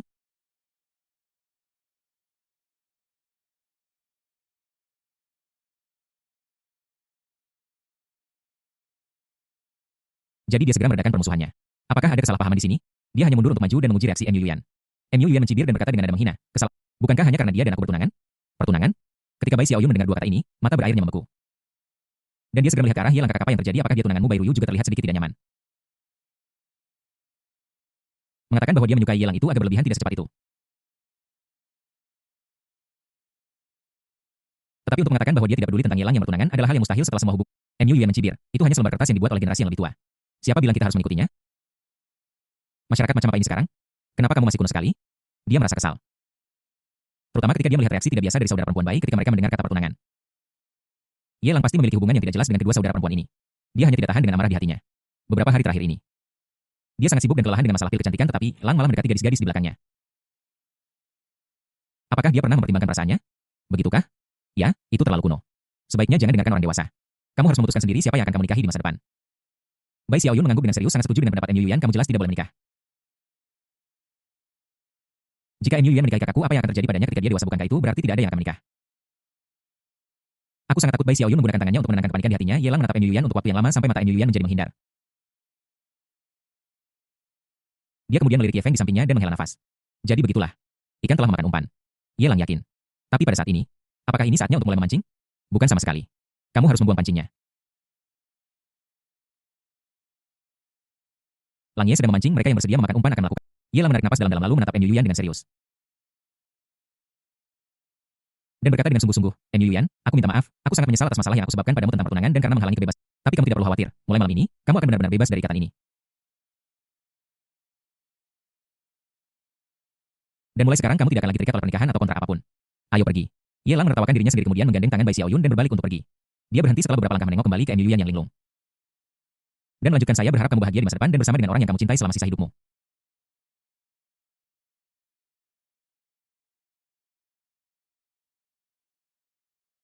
Yelang menghilang dari pandangan Mu Yuyan. Hanya dia yang tersisa berdiri di sana dengan linglung, dan Ye Feng di sampingnya juga sedikit ragu-ragu. Sungguh.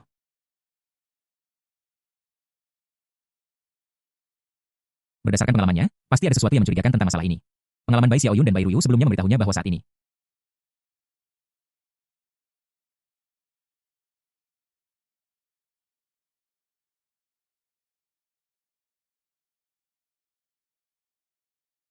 Sepertinya M. Yulian yang cantik memiliki hubungan yang tidak jelas dengan Yelang. Sebelum pergi untuk menunjukkan rasa hormat, Ye Feng mengeluarkan kartu nama dan menyerahkannya kepada M. Yulian. Sebelum pergi, MS Mudhis adalah kartu nama saya jika ada risiko keselamatan. Saya dapat membantu Anda menyelesaikannya. Pergi sekarang. MS Mudhis adalah kartu nama saya. M. Yulian meraih kartu nama itu dan ekspresi linglungnya berangsur-angsur pulih. Dia berbalik. M. Yulian meraih kartu nama itu dan ekspresi linglungnya berangsur-angsur pulih. Dia berbalik.